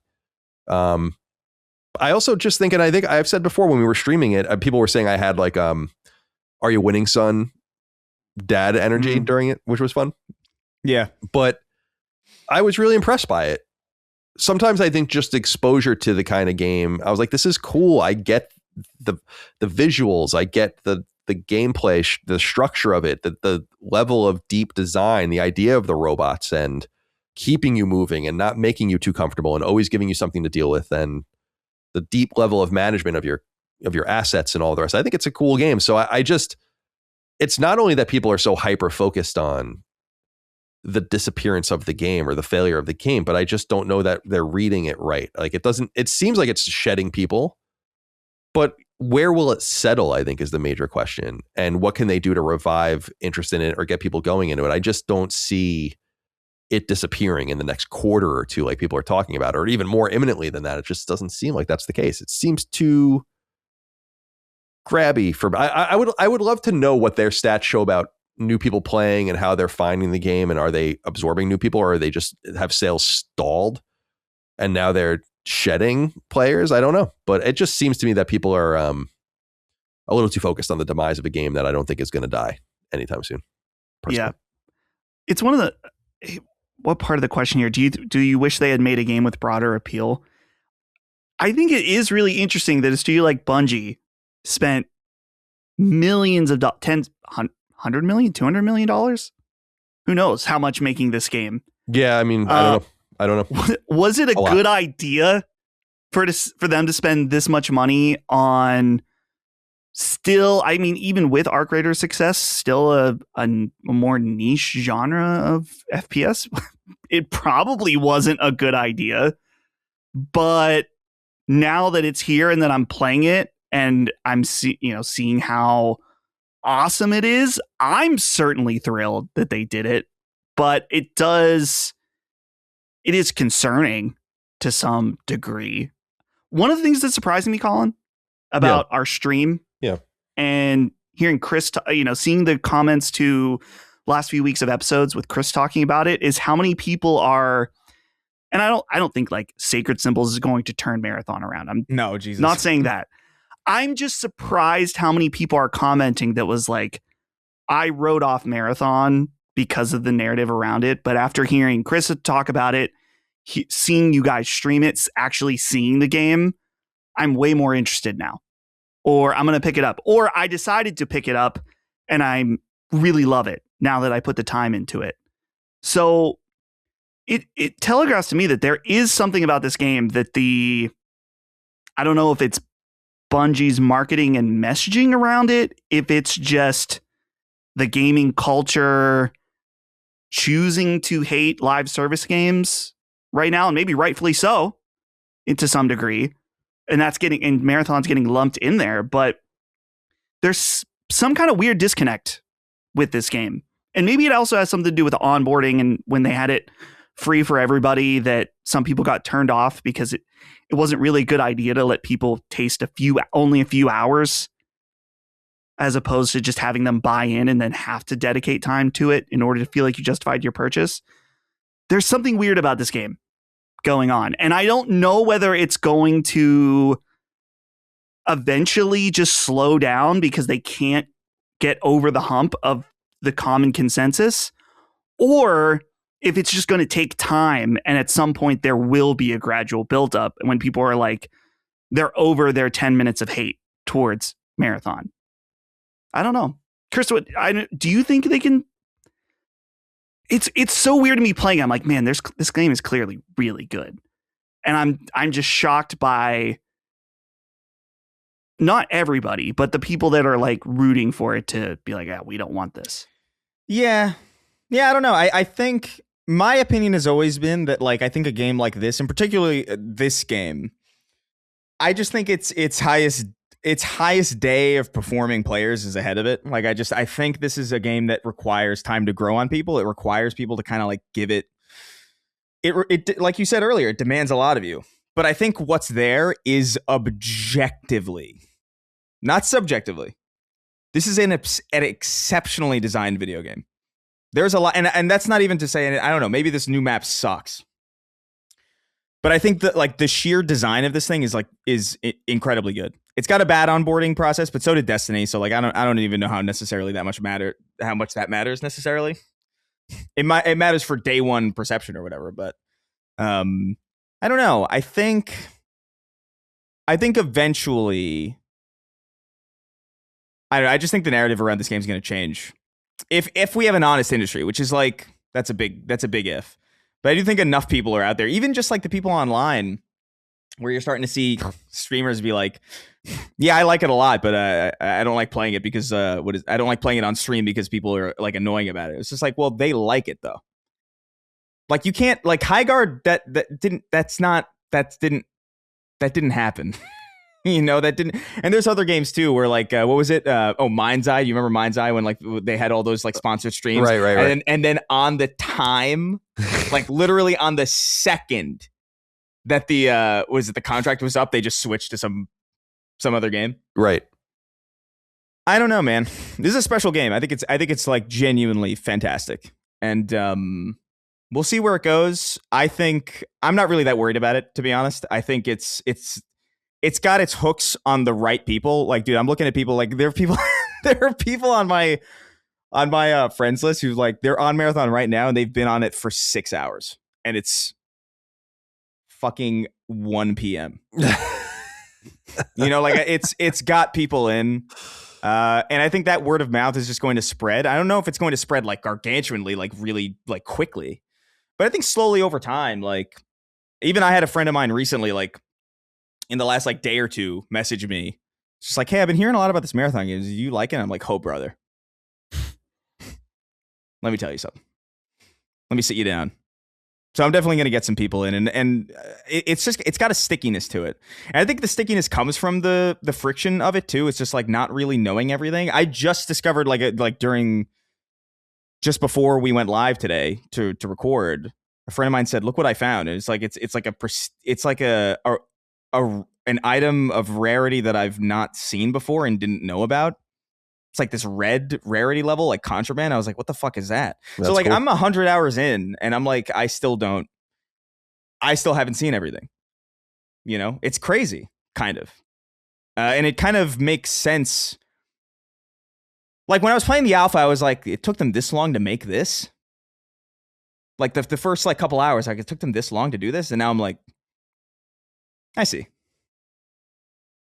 There's a fine level of design, I think, in the game. I can tell the interplay between things. I don't know that it's necessarily positioned towards me, but I was left more impressed by it. I'm into it. I have no real vested interest in it doing well or not, apart from a lot of my friends like it. So I hope that it survives, and I think it will. I don't know. I agree with you. I think that there's a potential for this game to find its way, but there's of course the other potential as well. Yeah. A 388-foot man wrote in and said, "Hey, CDC, mainly for Chris, but I anticipate that a lot of you will have something to chime in with. How freaking awesome is the Marathon ARG? Curious if you guys saw the dude who had Joe Ziegler on a call live and his mystery marathon box opened up with an invite to Bungie HQ on Thursday, your today, my tomorrow. Everyone listening to this is yesterday. It's been fun to watch. So, talk to us a little bit about this. I have to go. The dog's barking. I don't know if you can hear it, so I got to go take care of that. Yeah, no worries. Yeah, so the ARG, it's like Bungie's been doing ARGs for a long time, like as early as the original Halo, maybe even with the original Marathon, I don't know. But like I remember specifically my earliest encounter with their stuff was for Halo 2, it was called like I Love Bees or something. Yeah, it was like an I Love Bees. I remember that. Yeah, and I just remember being very captivated by that. I was too young to really understand or participate, but like I was like, this is so cool. So they've had a long history of doing ARGs to kind of engage the community and kind of like unlock certain things. Like I think with I Love Bees, I think enough people had to call certain payphones and then a trailer would be released for Halo 2. I'm not really sure exactly the specifics of that. It's been a while. But as far as I understand it, yeah, this Marathon ARG going on in the Discord, like it requires a lot of like, it started with, a website going live with like different empty camera feeds. And then slowly people were like piecing together points of IP addresses to unlock different camera feeds. And there were camera feeds of Cryo, of this new map. And then eventually enough of them unlocked. And then a bunch of other stuff happened. I got to be honest, I'm not super clued into this stuff because I just know I'm not smart enough to do half the shit that a lot of these guys are doing. Like it's a lot of math, which again is like, I think I mentioned on a previous episode where it's like it was bold of Bungie to make a game that required a level of literacy that is very clearly not dependably accessible for a game like this. But yeah, they've been, I think the most recent thing that was discovered through it was that there was a directive to kill like 500 million bots. And that was the directive. And then like once 500 million bots open, then we'll get the information about Cryo. And then I think it was Clanker genocide. Yeah, it was just like a call. It was funny because I was playing last night and I was looting a building and there were other people coming in and they were on Prox Chat, and they were like, if there's anybody in here, we're here to kill bots. We're here to get cryo open. Don't fire. And I was like, you know what? I respect that. I'll let you do that. I'm going to take everything in this building, but I'm leaving. And you guys can kill the bots yourselves. But yeah, so I guess they hit the requirement. They killed 500 million bots, and now like tomorrow 10 a.m. cryo opens. I think it's a fun way to engage the community. I love that they do this stuff, and that they have done this stuff forever. It's part of what endeared me to them as a developer in the first place, of just the level of community engagement that they have is like really cool. Even just the level of transparency that they had with the Vidocs early back in the day, and just kind of like giving people a peek behind the curtain and giving people a chance to like know the people there and engaging the community outside of the game to unlock stuff in the game. I think it's cool. Like sometimes they miss the mark with it, like as far as, you know, the grimoires for the original Destiny, like so the lore entries being outside of the game, like it's like it's not exactly the right balance, or not exactly what we're looking for, but they're always experimenting in that world, and I think it's really cool and engaging and weird and eccentric, and I don't know, it's captivating, but it's cool. All right, sorry. Yeah, Treble was going off on the dog next door for some reason. No, you're good. But right. That's all I have to say about it. I'll have more to say about it. I didn't write it this time because it's just more marathon. But next week I'll report back. Me and John Pork are certainly going to be heading onto that ship. Excellent. And seeing what the vibe is. I'm sure. I anticipate some bad times ahead. Well, I anticipate losing a lot of shit, but I'm okay with it. I'm resigned, and maybe it'll be good. You know, maybe I'll make out and never go back again. Let me pitch an idea. Sure. Because people liked the marathon sacred streaming. It's going to be a while before I can do this. Though, it's only open on the weekend. Ranked is, I think. Ranked is only weekend? I was trying to look through this. Let me look it up, actually. I don't know. I think this just broke while we were recording, so like we don't know the specific details of it. I was going to suggest that you and Pork are going to learn the ropes, and then on stream, we could do my first time going. That could be fun, yeah. Because that way, I think that's kind of a neat angle for the audience as well. It'd be like, this is what it's like, newcomer perspective. That would be cool. But if it's only on the weekend, I mean, maybe we can do a special one for the weekend. But I think ranked mode is on weekends, but I think cryo is open always. As I understand, I haven't read through this thing exactly, but I remember ranked specifically was going to be weekends. We'll see. We'll feel it out. But that's not a bad idea for a stream. I like that idea. If we can do it, and it is. Cryo Archive is open on the weekends starting this Friday, March 20th. Oh, interesting. Interesting. Okay. Yeah, it's. I wonder what. We'll see. So you better not have a fucking social life on the weekends, boys. Give it up. Yeah, give it up. No one playing Marathon has a social life. Well, all right. Yeah. Let's be honest. All right. I platinumed Minishoot Adventures. I talked a lot about that game last week. Platinum 204. Really fun game. I think melds twin stick shooters with old school Zelda pretty well. I think it's a little vague to play sometimes. I wish it told you more. The game basically doesn't speak to you at all. So it becomes a little frustrating at the end. And I had to look a few things up. I'm like, what am I supposed to do? Like, where am I trying to go? And what am I doing?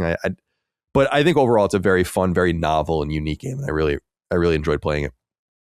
And I started playing, and I'm about 5 hours into the game Chronicles of the Wolf. This is a Metroidvania that came out last year, actually. And I had it on my wish list for a while. So I was just looking at my wish list on PSN and then, or whatever it's going to be called in the future. And I was like, oh, yeah, I'll check this out and play this. It was $15, I want to say. And it's a Metroidvania in the Castlevania spirit set in France. And it's pretty good. It's it feels a lot like a 16-bit action side-scrolling 2D game. Big sprites, chunkiness, stiff combat. But because it's in 16:9 and not in 4:3, I just think that can all be forgiven. I think the chunky sprites and like the Altered Beast style dominance of the sprites on the screen and stuff is just doesn't look great. But I think once you kind of spread things out a little bit more, and really the gameplay, in my opinion, feels like the action parts of ActRaiser. So it's not like the finest action controls. It's certainly not up to the level of Castlevania. But what I do love about it is the ambience of the game is really striking, actually. And the game reads, it's very unique. I was trying to articulate it to Micah. It's like, because I was playing and she was looking at it. I'm like, it reads like a PC game, like an old PC adventure game almost. Like the pixels are just so, the coloring is just so, but it melds it with this SNES or Genesis style gameplay in a with Metroidvania trappings. And I always bring this game up, but it is obviously and deeply influenced by Castlevania 2. So that's always a big seller for me as well. There's a day-night cycle in it, which is kind of cool. A lot of voice acting, interesting characters. I like this game a lot. Like I don't think it's inconsistent. I was saying, I'm like, first I was like, some of it looks bootleg, but that's not really what it is. Some of it just looks a little amateur. Like the portrait art is pretty amateur. Like even the cover art, like the key art is not very good. But the pixel art is really well done. And so I'm really digging it. I wish the game had a quest log. Like I'm actually using like a spoiler-free walkthrough. Like I like to use where it's like, just go do this and then you do this. And then, because I'm like, I don't know where I'm supposed to go. And these maps are like fucking huge. That's not unlike Symphony of the Night, but the game doesn't read that well. So there are problems with it, I think, but I think it's a pretty charming game and I'm quite smitten with it. So I'll keep playing it. Interestingly, it doesn't have a platinum trophy. It has enough trophies for a platinum trophy, but just no platinum trophy. I don't know why they did that, but nonetheless, it doesn't really matter. So that's what I'm playing. And we have a write in here from the Demons Won't Let Me Sleep. He says, "Sup SS crew. Probably a better question for next week, but any of you three play Crimson Desert yet? It looks like an Assassin's Creed RPG from afar, but curious on early thoughts that I'll forget for when I maybe play later this year." Well, it was just released as of the time we're recording this. It was released today. And the reviews are up. The embargo was at release, so not always a good sign. It's scoring more softly than I would have assumed. The stock for Pearl Abyss dropped 30% when the game came out, which is, I don't know if you guys saw that, which is pretty interesting. Concurrents on Steam are just one thing to note. I think it was at 30,000 or something like that. I don't think the game's unlocked yet. Oh, okay. Not till 5 p.m. Oh, so 30,000 people are playing the early access version of it? They might just be in the launcher or something. They might just have the launcher open, because I don't think anyone is playing until 5 p.m. Oh, anywhere on any like even on PSN and Xbox. Interesting. So yeah, we're recording this at about an hour from when we're recording this. Okay, so that's interesting.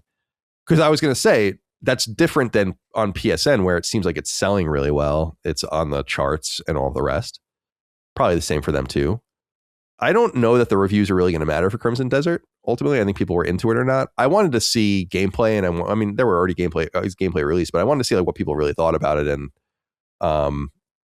just see is like worth my while. Like, can I learn things about it kind of in a quick way? And I think that what I learned about it is I'm like, maybe later for me.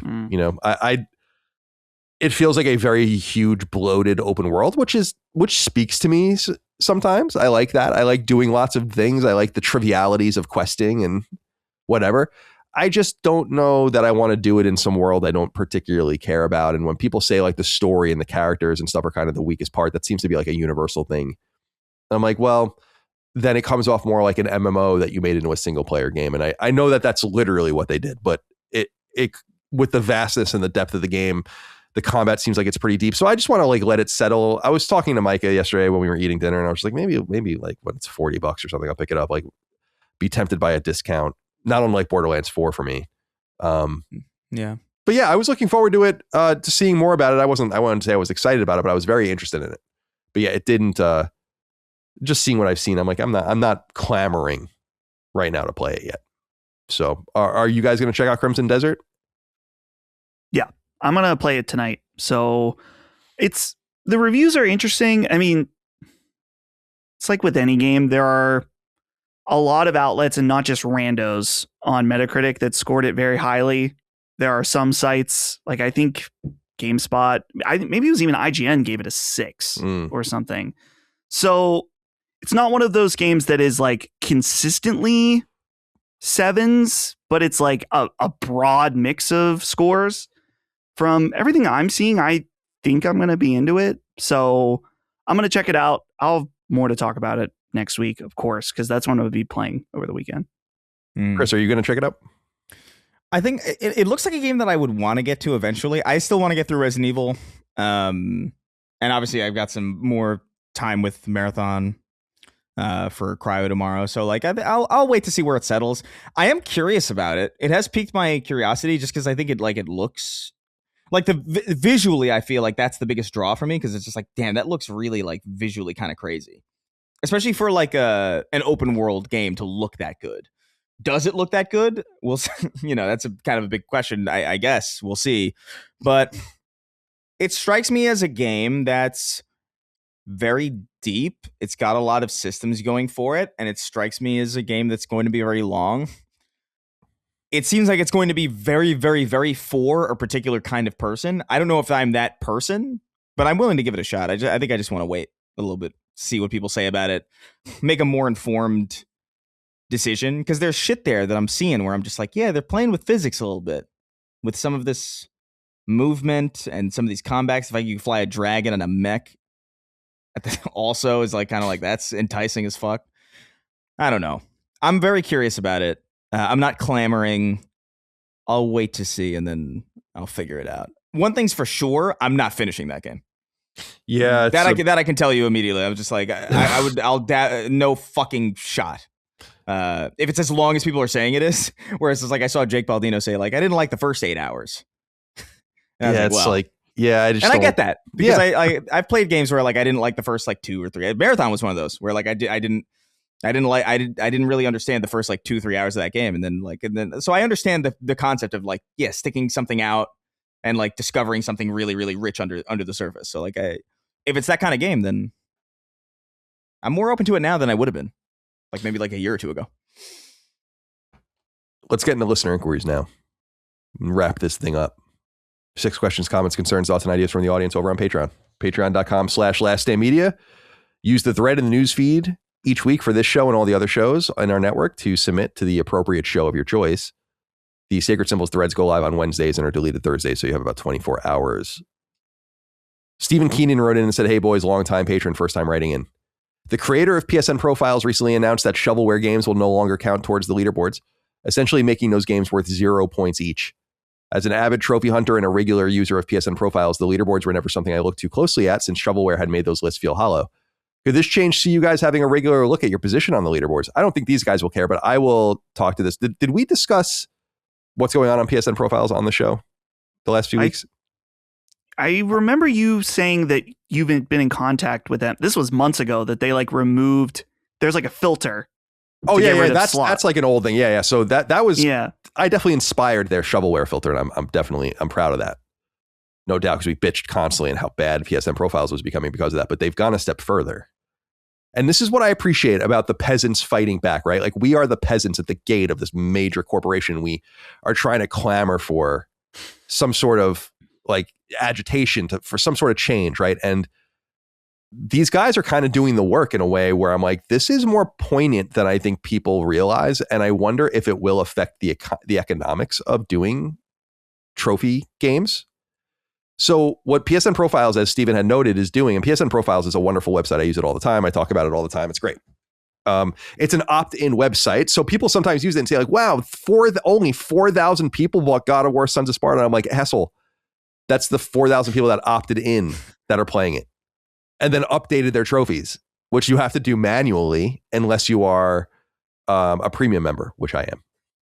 And then it happens automatically. But someone gave me premium membership for life. So I think it's the people that own the site. So it's kind of cool, which I appreciate. And the functionality is great. I highly recommend the website. But what they're doing is there's this leaderboard. So trophies behind the scenes, and I've discussed this from the because I've created trophy lists for our games and all the rest, is they work the same as achievements, where there's a certain point valuation based on all the trophies. And this point valuation is drawn out as the kind of so-called experience points that you get on your little experience bar when you know, and so on and so forth. So it's the same thing. It's just got this facade over, and the points don't quite add up. I think that the points come out to like 1,200 per or 1,280 or something. There's like a whole range that you can have. So it's not quite 1,000 like it would be on achievements. Plus you have the platinum trophy and all the rest. But these points come in and it makes some sort of behind the scenes metagame that's been going on for like, 18 years now. And PSN Profiles taps into that metagame. The trophy games are easily bastardized to beat the game, right? To beat the metagame, and it ruins the leaderboards. And there are people that are obsessed with doing it, and they spend enormous amounts of money doing it. When PSN Profiles announced this, there were people actually like kind of melting down because they've spent all this time and money doing all this bullshit for all of these fake trophies, basically, that are no longer going to be reflected on their leaderboard. And without them being reflected on the leaderboard, it's like a tree falling in the forest. If no one's there to hear it, does it make any noise? And I wonder if PSN Profiles kind of fighting back against this is going to affect the sales of these games. Because why would people that are on PSN Profiles where people care about that shit? No one else cares about it. So no one's buying those games except for the people that care. And if the people that care can no longer display them as on the leaderboards, I mean, it might actually have a deleterious and noticeable effect. So I appreciate what they're doing. And the arguments back and forth over this are amazing. And like that, they even had to shut down some threads over there and all the rest. And it's it's awesome. Yeah, it's cool. I appreciate it. Like that, just getting rid of shovelware so you couldn't see it without specifically going and looking for it was a huge move. And I talked about that for a long time, and they took the advice, and they probably had their own ideas about it too. This is like the next level of doing it. And I think it's awesome. And I appreciate someone's fighting for the sanctity of the trophy, of the PlayStation trophy, and the achievement and all the other things too, because it's across all the platforms. So Steven, will it affect? I don't care about the leaderboards either. I don't do it for that reason. But I am curious where, once the purge begins, and I don't know if it's happened yet, like where I'll be. Because I think I'm like in the 4,000 to 5,000 range in the United States, and in like the 20,000 range in terms of worldwide. Let me see. Yeah, right now in the United States, I'm 4,433, and in the world, I'm 21,036. So that's going to change once the leaderboards are purged of the cheaters. And they're not really cheating. They're just being corny. And that's what I said it on one of the threads over there. I'm like, this is good because this is corny. Yeah. Like, it's corny to download a game. I've said it a million times, right? Like, we would play Megamind or but that was like a 15-hour commitment. Like, you still like, by today's standards, that's like a real platinum. But by those standards, that wasn't really a real platinum. And now people are like, no, I can get it in literally 10 seconds. And that's just corny. So you should be penalized for any other reason than just being corny. Steven, thank you for writing in. Just Ice wrote in and said, hey, CDC. I know you guys are able to carve out a lot of time for gaming during the week, but since my second kid came along and having to get up for work at the same time that Colin goes to bed, I have little time to game. At this point, I feel like I should give up on gaming as a hobby. It takes me forever to finish even short games like Resident Evil Requiem. I just can't keep up anymore. At what point should I turn in my resignation to the gamer battalion? Dustin, you're going to be, you have a child on the way. Your time is going to be carved into. I want to see how much of a credible gamer you're going to be able to remain. And I'm going to be watching closely about that. Yeah. What do you think? I feel bad, because in my position, like, work from home, and I'm going to be playing games throughout the day. And I think it's going to change for me where it's like, okay, I know that I need to dedicate this amount of time to make sure I'm up to speed on things. And I feel bad. It's like, dude, if you work a 9 to 5, you've got kids, and, God forbid you have any other hobbies that you like, then, your gaming time certainly is very much diminished. But I think with Just Ice, his plight here is that it's like, if it takes you forever to finish a game, that's fine. Mm-hmm. Are you having fun when you do have the time to play the game? Are you enjoying it? Then who cares how many games you finish? It's totally fine. There's not a lot of gamers will make this a dick measuring contest. but it doesn't need to be. You can just enjoy it at your own pace. So personally, I wouldn't worry about it. Just Dice. Just play games when you can. I know it's frustrating. I'm sure you want to play more. And eventually you will be able to, I think, as time goes on, as your kid grows up. But I wouldn't worry about it. Or maybe you'll get a life and get away from us weirdos. Go do something useful. Mm-hmm. You know, I was thinking, like, in our orbit, so like all the people that work for us, like no one has kids except for Hogue, right? And I am shocked by how much he plays. Now, his kids are nerds. I know that they play a lot together and all the rest, but like he figures it out. I'm like shocked sometimes. I'm like, well, how do you, like, in my mind, I don't question him about it. I'm just like, how do you even find the time? For me, I don't even like playing the games. I don't even play games during the day ever, pretty much ever. And my trophies bear that out. If you look at trophies by time and all the rest, it's so interesting. So I wait for the nighttime, like after dinner. That's my time. That's Colin time. I don't know, man. I don't know. Chris, should he give it up? No, man. Just like you don't. I've over the course of my life, I've gone through ebbs and flow periods. You know what I mean? Where there were times where I was like playing very little, and then there were times where I was playing an exorbitant amount. You know, and it just goes on how much time you have, really. Like, I mean, like you don't have to hand in your resignation just because you have a kid to pay attention to, because eventually that kid's going to be like relatively self-sustaining in comparison to what it is now. And then you'll have a lot more of that time back in comparison. Like, I don't know. I get like when I assume that when people have newborn babies, their schedules are fucked for like a good, like, I would imagine year and a half minimum. You know what I mean? But like at a certain point, like you can play games with your kids. So like, I don't know. I think you're overthinking it. Just play when you can. And if you're just not, if you still want to, you know, be involved in some way. I mean, I did this when I wasn't playing a lot of games. I would just like watch people play it. Play stuff that I wanted to play and like whatever. Like it's like I'm kind of involved. I don't have the time to really dedicate to this, but like I care about it still. You're robbing yourself a little bit maybe, but like it depends on how much you value that. I value playing games. Like I don't really give a shit about watching people play it.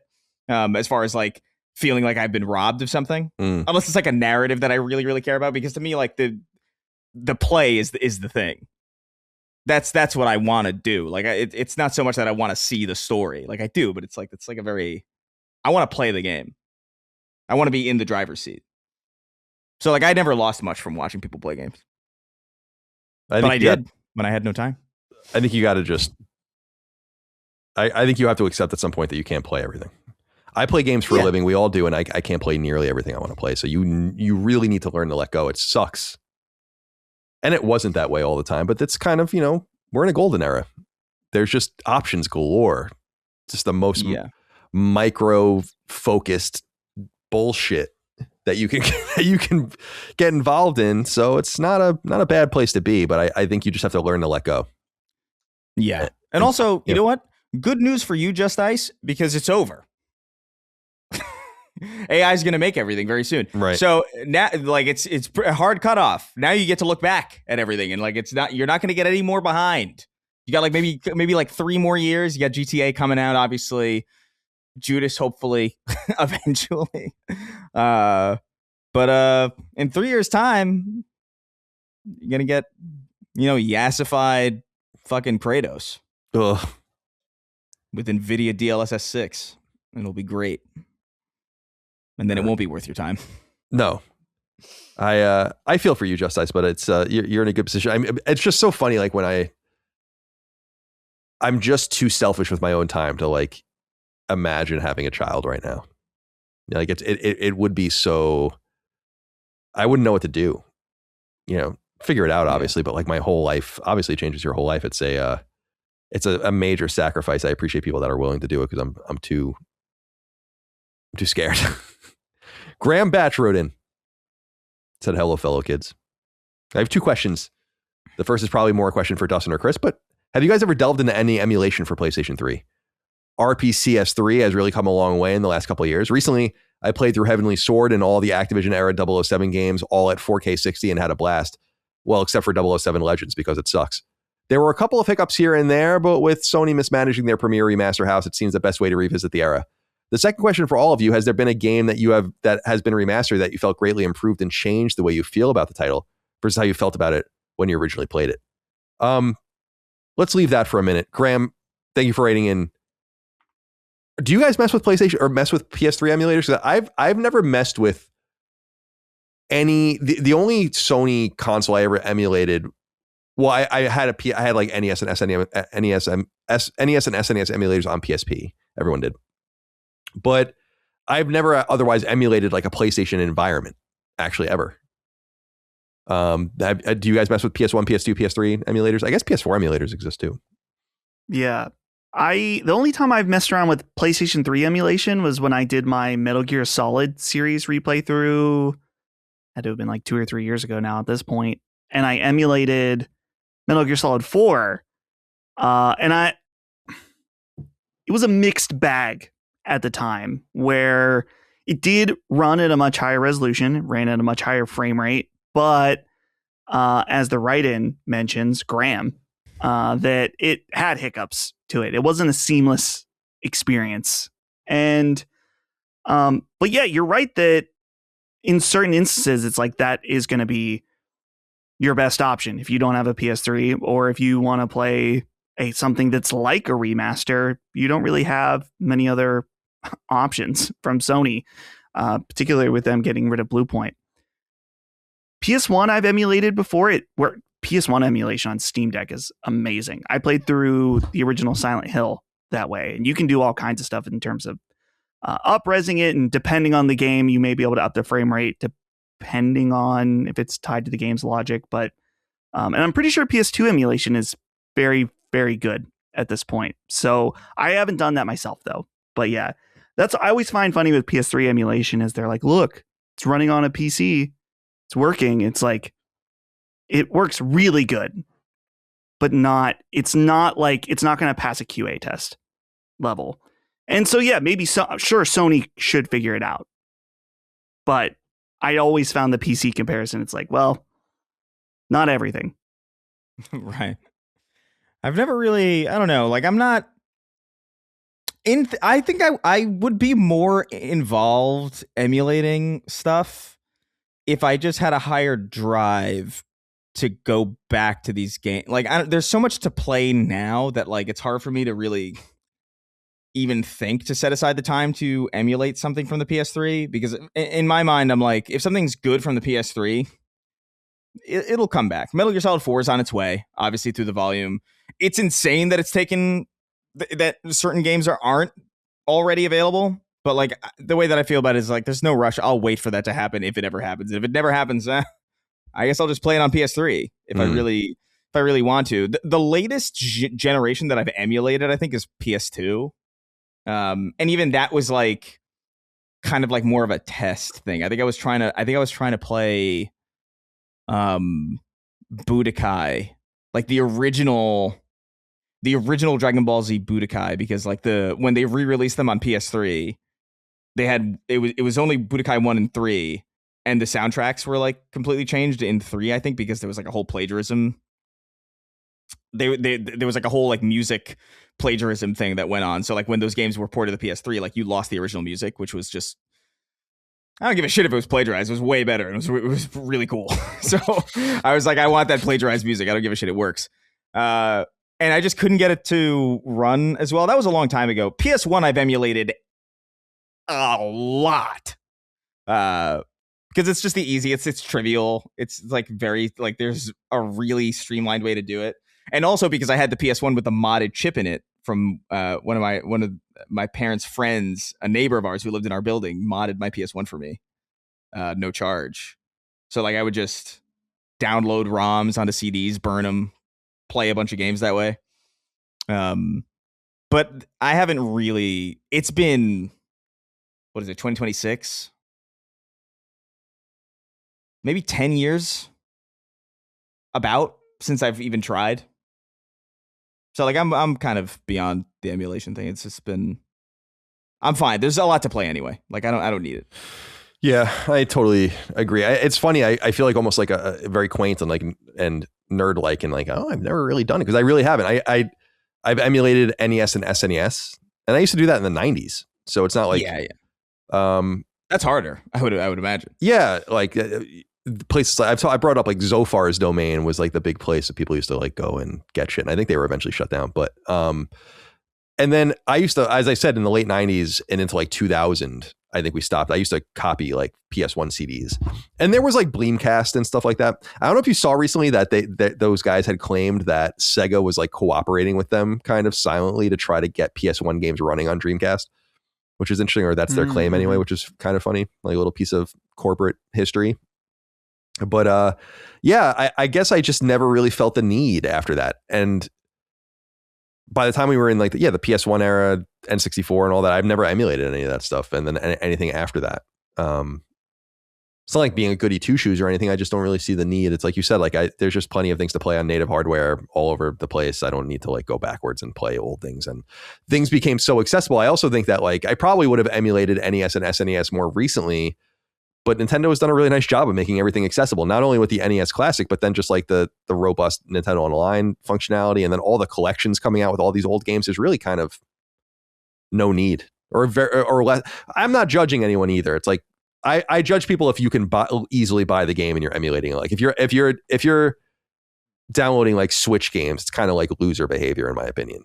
But if you're downloading like obscure, no one even knows who owns this fucking random SNES game or PS1 game, do what you want. I don't care. Yeah, there are those original Spider-Man games for like the original Xbox and even just the original PS1. Like those are games that I feel like are never going to be ported. So like I've emulated those because I'm just like, I want those. I would pay for them. By the way, I would if they did somehow like acquired the rights to that and like remastered them or whatever. Not even just up-res them and just threw them in like a weird collection, like a Activision Spider-Man collection. I don't give a shit. I would pay for them, but they don't let me buy it. What's your problem? It'll sell a whole 100 copies.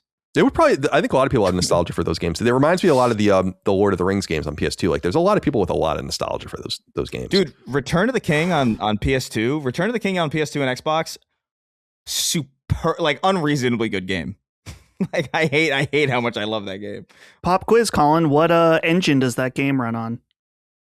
Oh my god, I know this. Is it like some primitive version of Frostbite or something? No, I know it. It's the PGA Tour. Oh really? Yeah. That's so. What is that? What is that? Oh, it's just like the PGA engine. That's so interesting.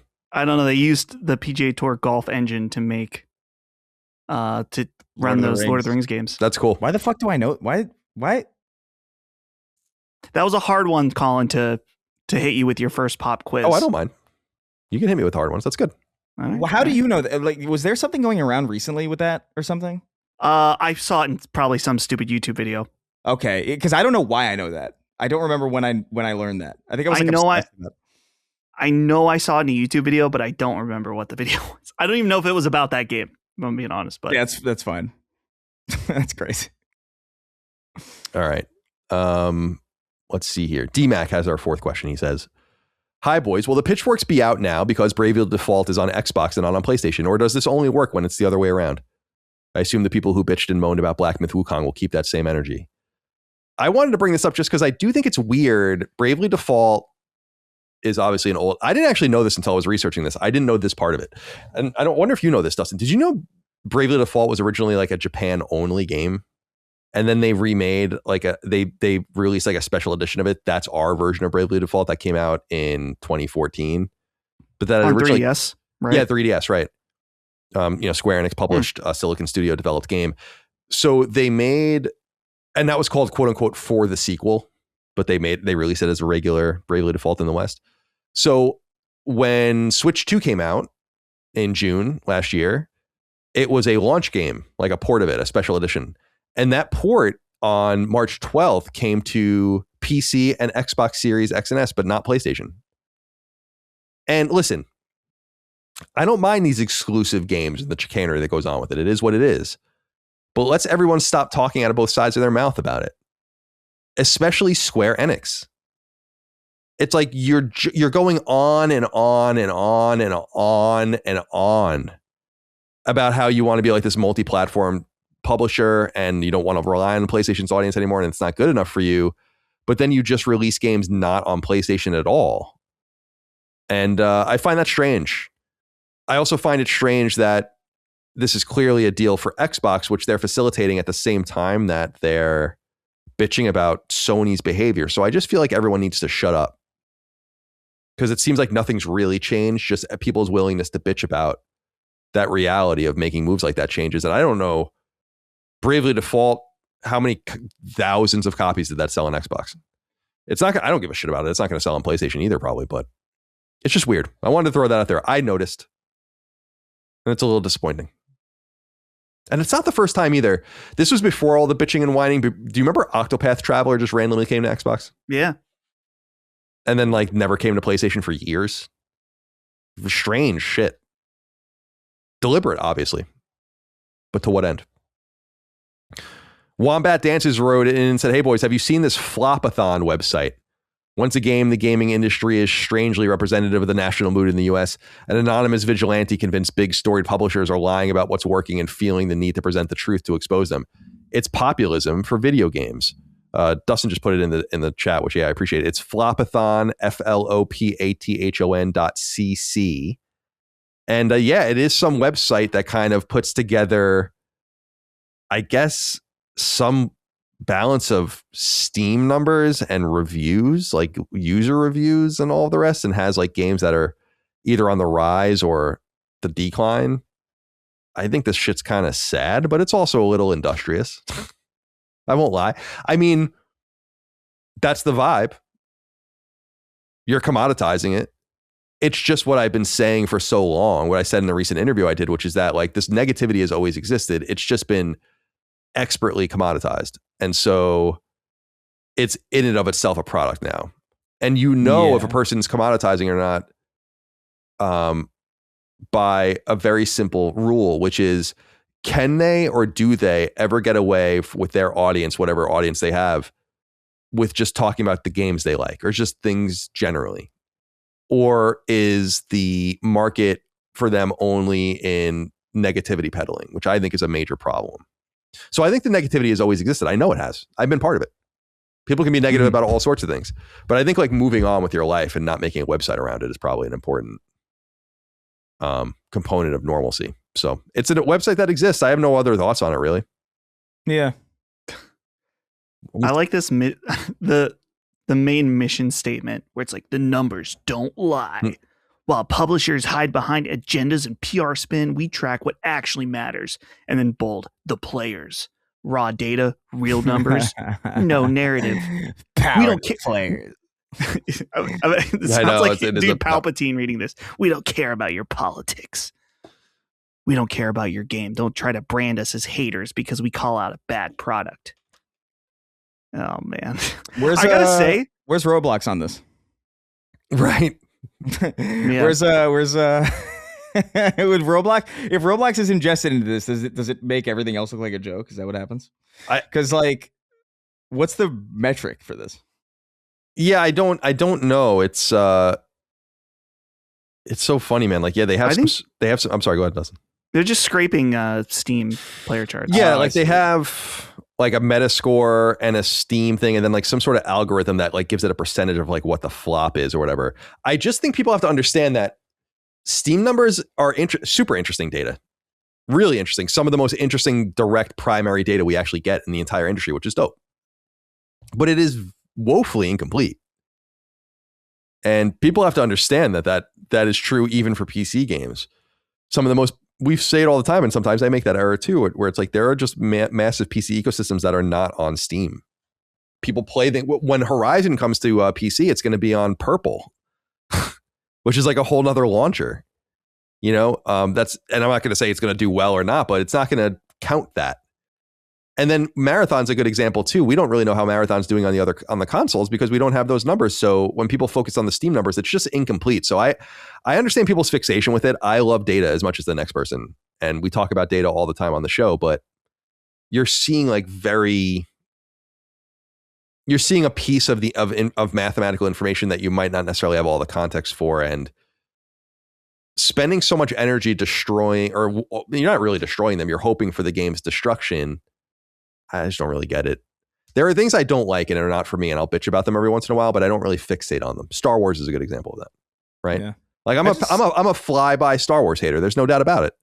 But I'm not going to like fixate on it forever and make it my personality. Yeah, I don't know. It's just a weird. It just doesn't feel consistent in the sense that like, the implication seems to be that like, because it said in the what is it in the mission statement. Oh my god! Wait, let me drag I closed it. Let me open it up right here. Like, yeah, we don't care about politics. We care about your game. Don't try to brand us as haters because we call out a bad product. The implication being the player count is equivalent to quality. You know what I mean? That's kind of like the implicit underlying thesis there, which is a little bit like, I don't know, man. It's like Billboard. I've made this comparison before, but it's like the Billboard 100. Is Taylor Swift the best singer you've ever heard for real? Is that the best artist that's ever walked the face of the earth? Are you sure? Like, I don't know about that, man. Like, I don't know if this is how this works. Yeah, I agree. But, you know, if you want to make a website, that's fine. Yeah, it's cool. I mean, you got to do it. It's very well designed. Yeah, it's nice. Like, it's actually really well designed. It's very readable. The information is it's very not well noisy. presented. It's not noisy, which is nice. I'm trying to find like some contact information, but I don't. We should get in touch with them at some point. Well, yeah. Anyway, I think it's sad personally, but it is what it is. Getting jiggy with it. Wrote in Final Inquiry, says, "Hey fellas, did any of you see the recent Street Fighter 6 controversy? This week, Alex, a fan favorite character from Street Fighter 3, was added to Street Fighter 6. Through cutscenes from the arcade mode and campaign, it was revealed that Alex married and impregnated his adoptive sister Patricia, whom he'd known since she was an infant. To add to this combo, it was revealed that they are second cousins. For many Alex fans, including myself, it was like 15 9/11s discovering this new piece of lore. Now that Street Fighter canonically has an incestuous groomer as a playable character, I want to know if you guys have any favorite characters from any game or franchise that were done dirty, like my boy Alex. Thanks, I'll hang up and listen to Sweet Home Alabama." We don't have to get into our own things. I just wanted to see if you guys heard about this. So I pulled it up on Push Square, and here, I'll give it to you here. Here's what they write on Push Square by our friend Sammy. He says, quote, "Street Fighter 3 new generation protagonist Alex is available now in Street Fighter 6, but it's not necessarily his gameplay that's got tongues wagging. Some bizarre lore changes have sent ripples through the Capcom community. As it turns out, our favorite face-painted wrestler may be engaging in a spot of the old incest. Well, sorta. Look, the evidence mounting against Alex is somewhat comprehensive, but crucially not conclusive. But to cut a long story short, Alex's story in Street Fighter 3 is effectively one of revenge as he seeks payback for the injury to his adoptive father, Tom.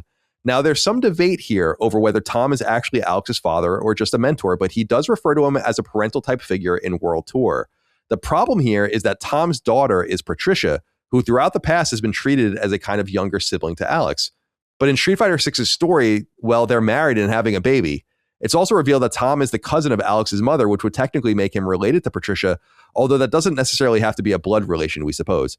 Anyway, the bottom line is that this is all weird and unexpected. There's some artwork in Street Fighter 6 which shows Alex holding Patricia as a baby, so even if you don't buy the incest stuff, it's still a bit odd. We genuinely think Capcom was going for a heartwarming plot here, but it all just reads a bit weird when you break down the details. So that's what's going on with Street Fighter 6 right now. Just thought I'd bring that up. What the hell, man? Well. And on that note, wasn't there a thing? Wait, hold on. Wasn't there like a? Wasn't there? Dustin, I think you might know where I'm going with this. Wasn't there like a Pokemon lore? Oh, there was something leaked about right. one of the. I think it wasn't Cyndaquil, but like it was Cyndaquil. Well, Cyndaquil's the first one. It's one of his evolutions. Oh, right. A sexual predator of some kind that came out of leaked Pokemon documents. Like some staffer wrote this. I mean, is it fanfic if it's written by a staffer? Yeah, even I don't if know. It's not released. Typhlosion, that's it. I typed in the most insane. The what I had to type in to get this is insane. But yeah. The Typhlosion with the story had a girl get lost in the woods and saved by Typhlosion, who then basically gaslit her to be his wife. What is going on? It says here, the Wikipedia says this document was machine translated in English, where it appeared that a Typhlosion kidnapped and married a human girl, presumed by some to be a child, and had a child with her. This led to Typhlosion receiving negative reactions on social media. Dude, he got canceled. Canceled Typhlosion. This is what I had to. Wait, hold on. That's such an insane. I love that. I know that was like leaked and not real, right? But it is, or not like official, not canon necessarily. Right. Yeah. This is what I Googled to find the story. Can't say that. Yeah, I mean, maybe you can. That's for us. Say that. That's for us. That's for us. All right. Well, with this Street Fighter stuff, yeah. I was looking. Woody Allen's 90 years old. Maybe he's interested in making a film. Yeah, well, he has experience. It's kind of like he's got a connection there. Sure. Very deep. Very deep. Street Fighter always makes me so nervous. That's good. That's a good impression. Oh, God. All right, my friends, let's get the hell out of here. It's time to go. That's all we have for this episode of Sacred Symbols. Let's go around the horn and say goodbye to everyone. Chris? Goodbye to you. You seem pleased with yourself. Yeah, just on that note, I guess. It's such a funny way to leave. Yeah. On that note. Such a funny exit, an exit story is good. That's good. It's a professional way to say, well. That's it for me. Yeah, man. Yeah, what's going on? It's still early. It's not even 2 yet. I'm gonna get myself some food probably. I should go grocery shopping. It's just so fucking. I need some other things, but it's so hot. Have someone else do it for you. Yeah, but I should be more responsive. I should just go do it. But after that, I'm gonna gear up for cryo tomorrow.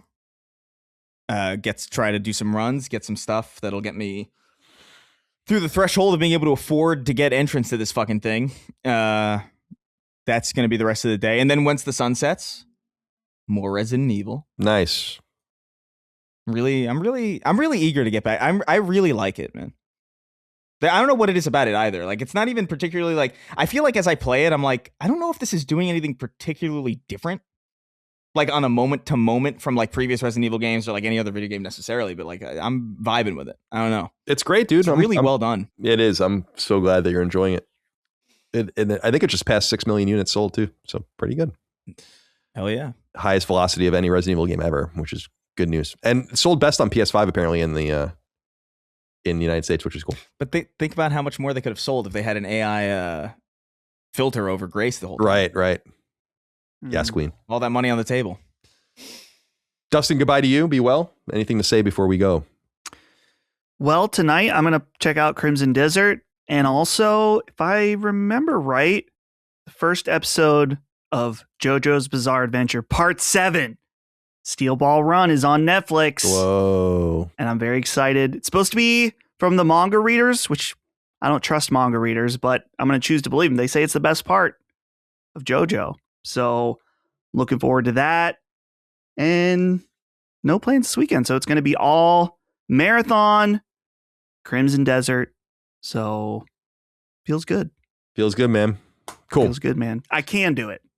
That's the hopeful version. Can do it, feels man. good. Can do it. Can do it, man. Yeah, it's nice out right now. It's like 60 degrees, so I'm gonna go for a walk, I think. It's 95. Oh my I know, God. it's brutal, dude. It's awful. It'll be there soon enough here. All right, my friends. Well, it's good to see you and be with you this week. Nice light episode. Not too much going on. Nothing too crazy. But we'll be back next week for more. You guys be well, and everyone out there be well as well. Thank you for being here. Patreon.com/LastStandMedia for early ad-free access. LastStandMedia.store for merch. Jesus Christ. I was going to say LastStandMedia.merch for store. That's really, it's time to go. Appreciate you guys. We'll see you next time. Bye. See ya. Take care, guys. Sacred Symbols, a PlayStation podcast, is a product and trademark of Last Stand Media and Collins Last Stand LLC, and is proudly recorded in the USA. The show is conceived by, is written by, and is directed by me, Colin Moriarty. My co-hosts are Chris Raygun Maldonado and Dustin Furman. The show is produced by executive producer Dustin Furman. All of Last Stand's theme music is by my best friend, Ramon Narvaez. As you know, all of Last Stand's shows, including Sacred Symbols, are fan-funded on Patreon at patreon.com/laststandmedia. The following names are at the producer level on Patreon, our highest tier, and we're grateful for your thoughtful and kind contributions to our independent endeavor. Thank you.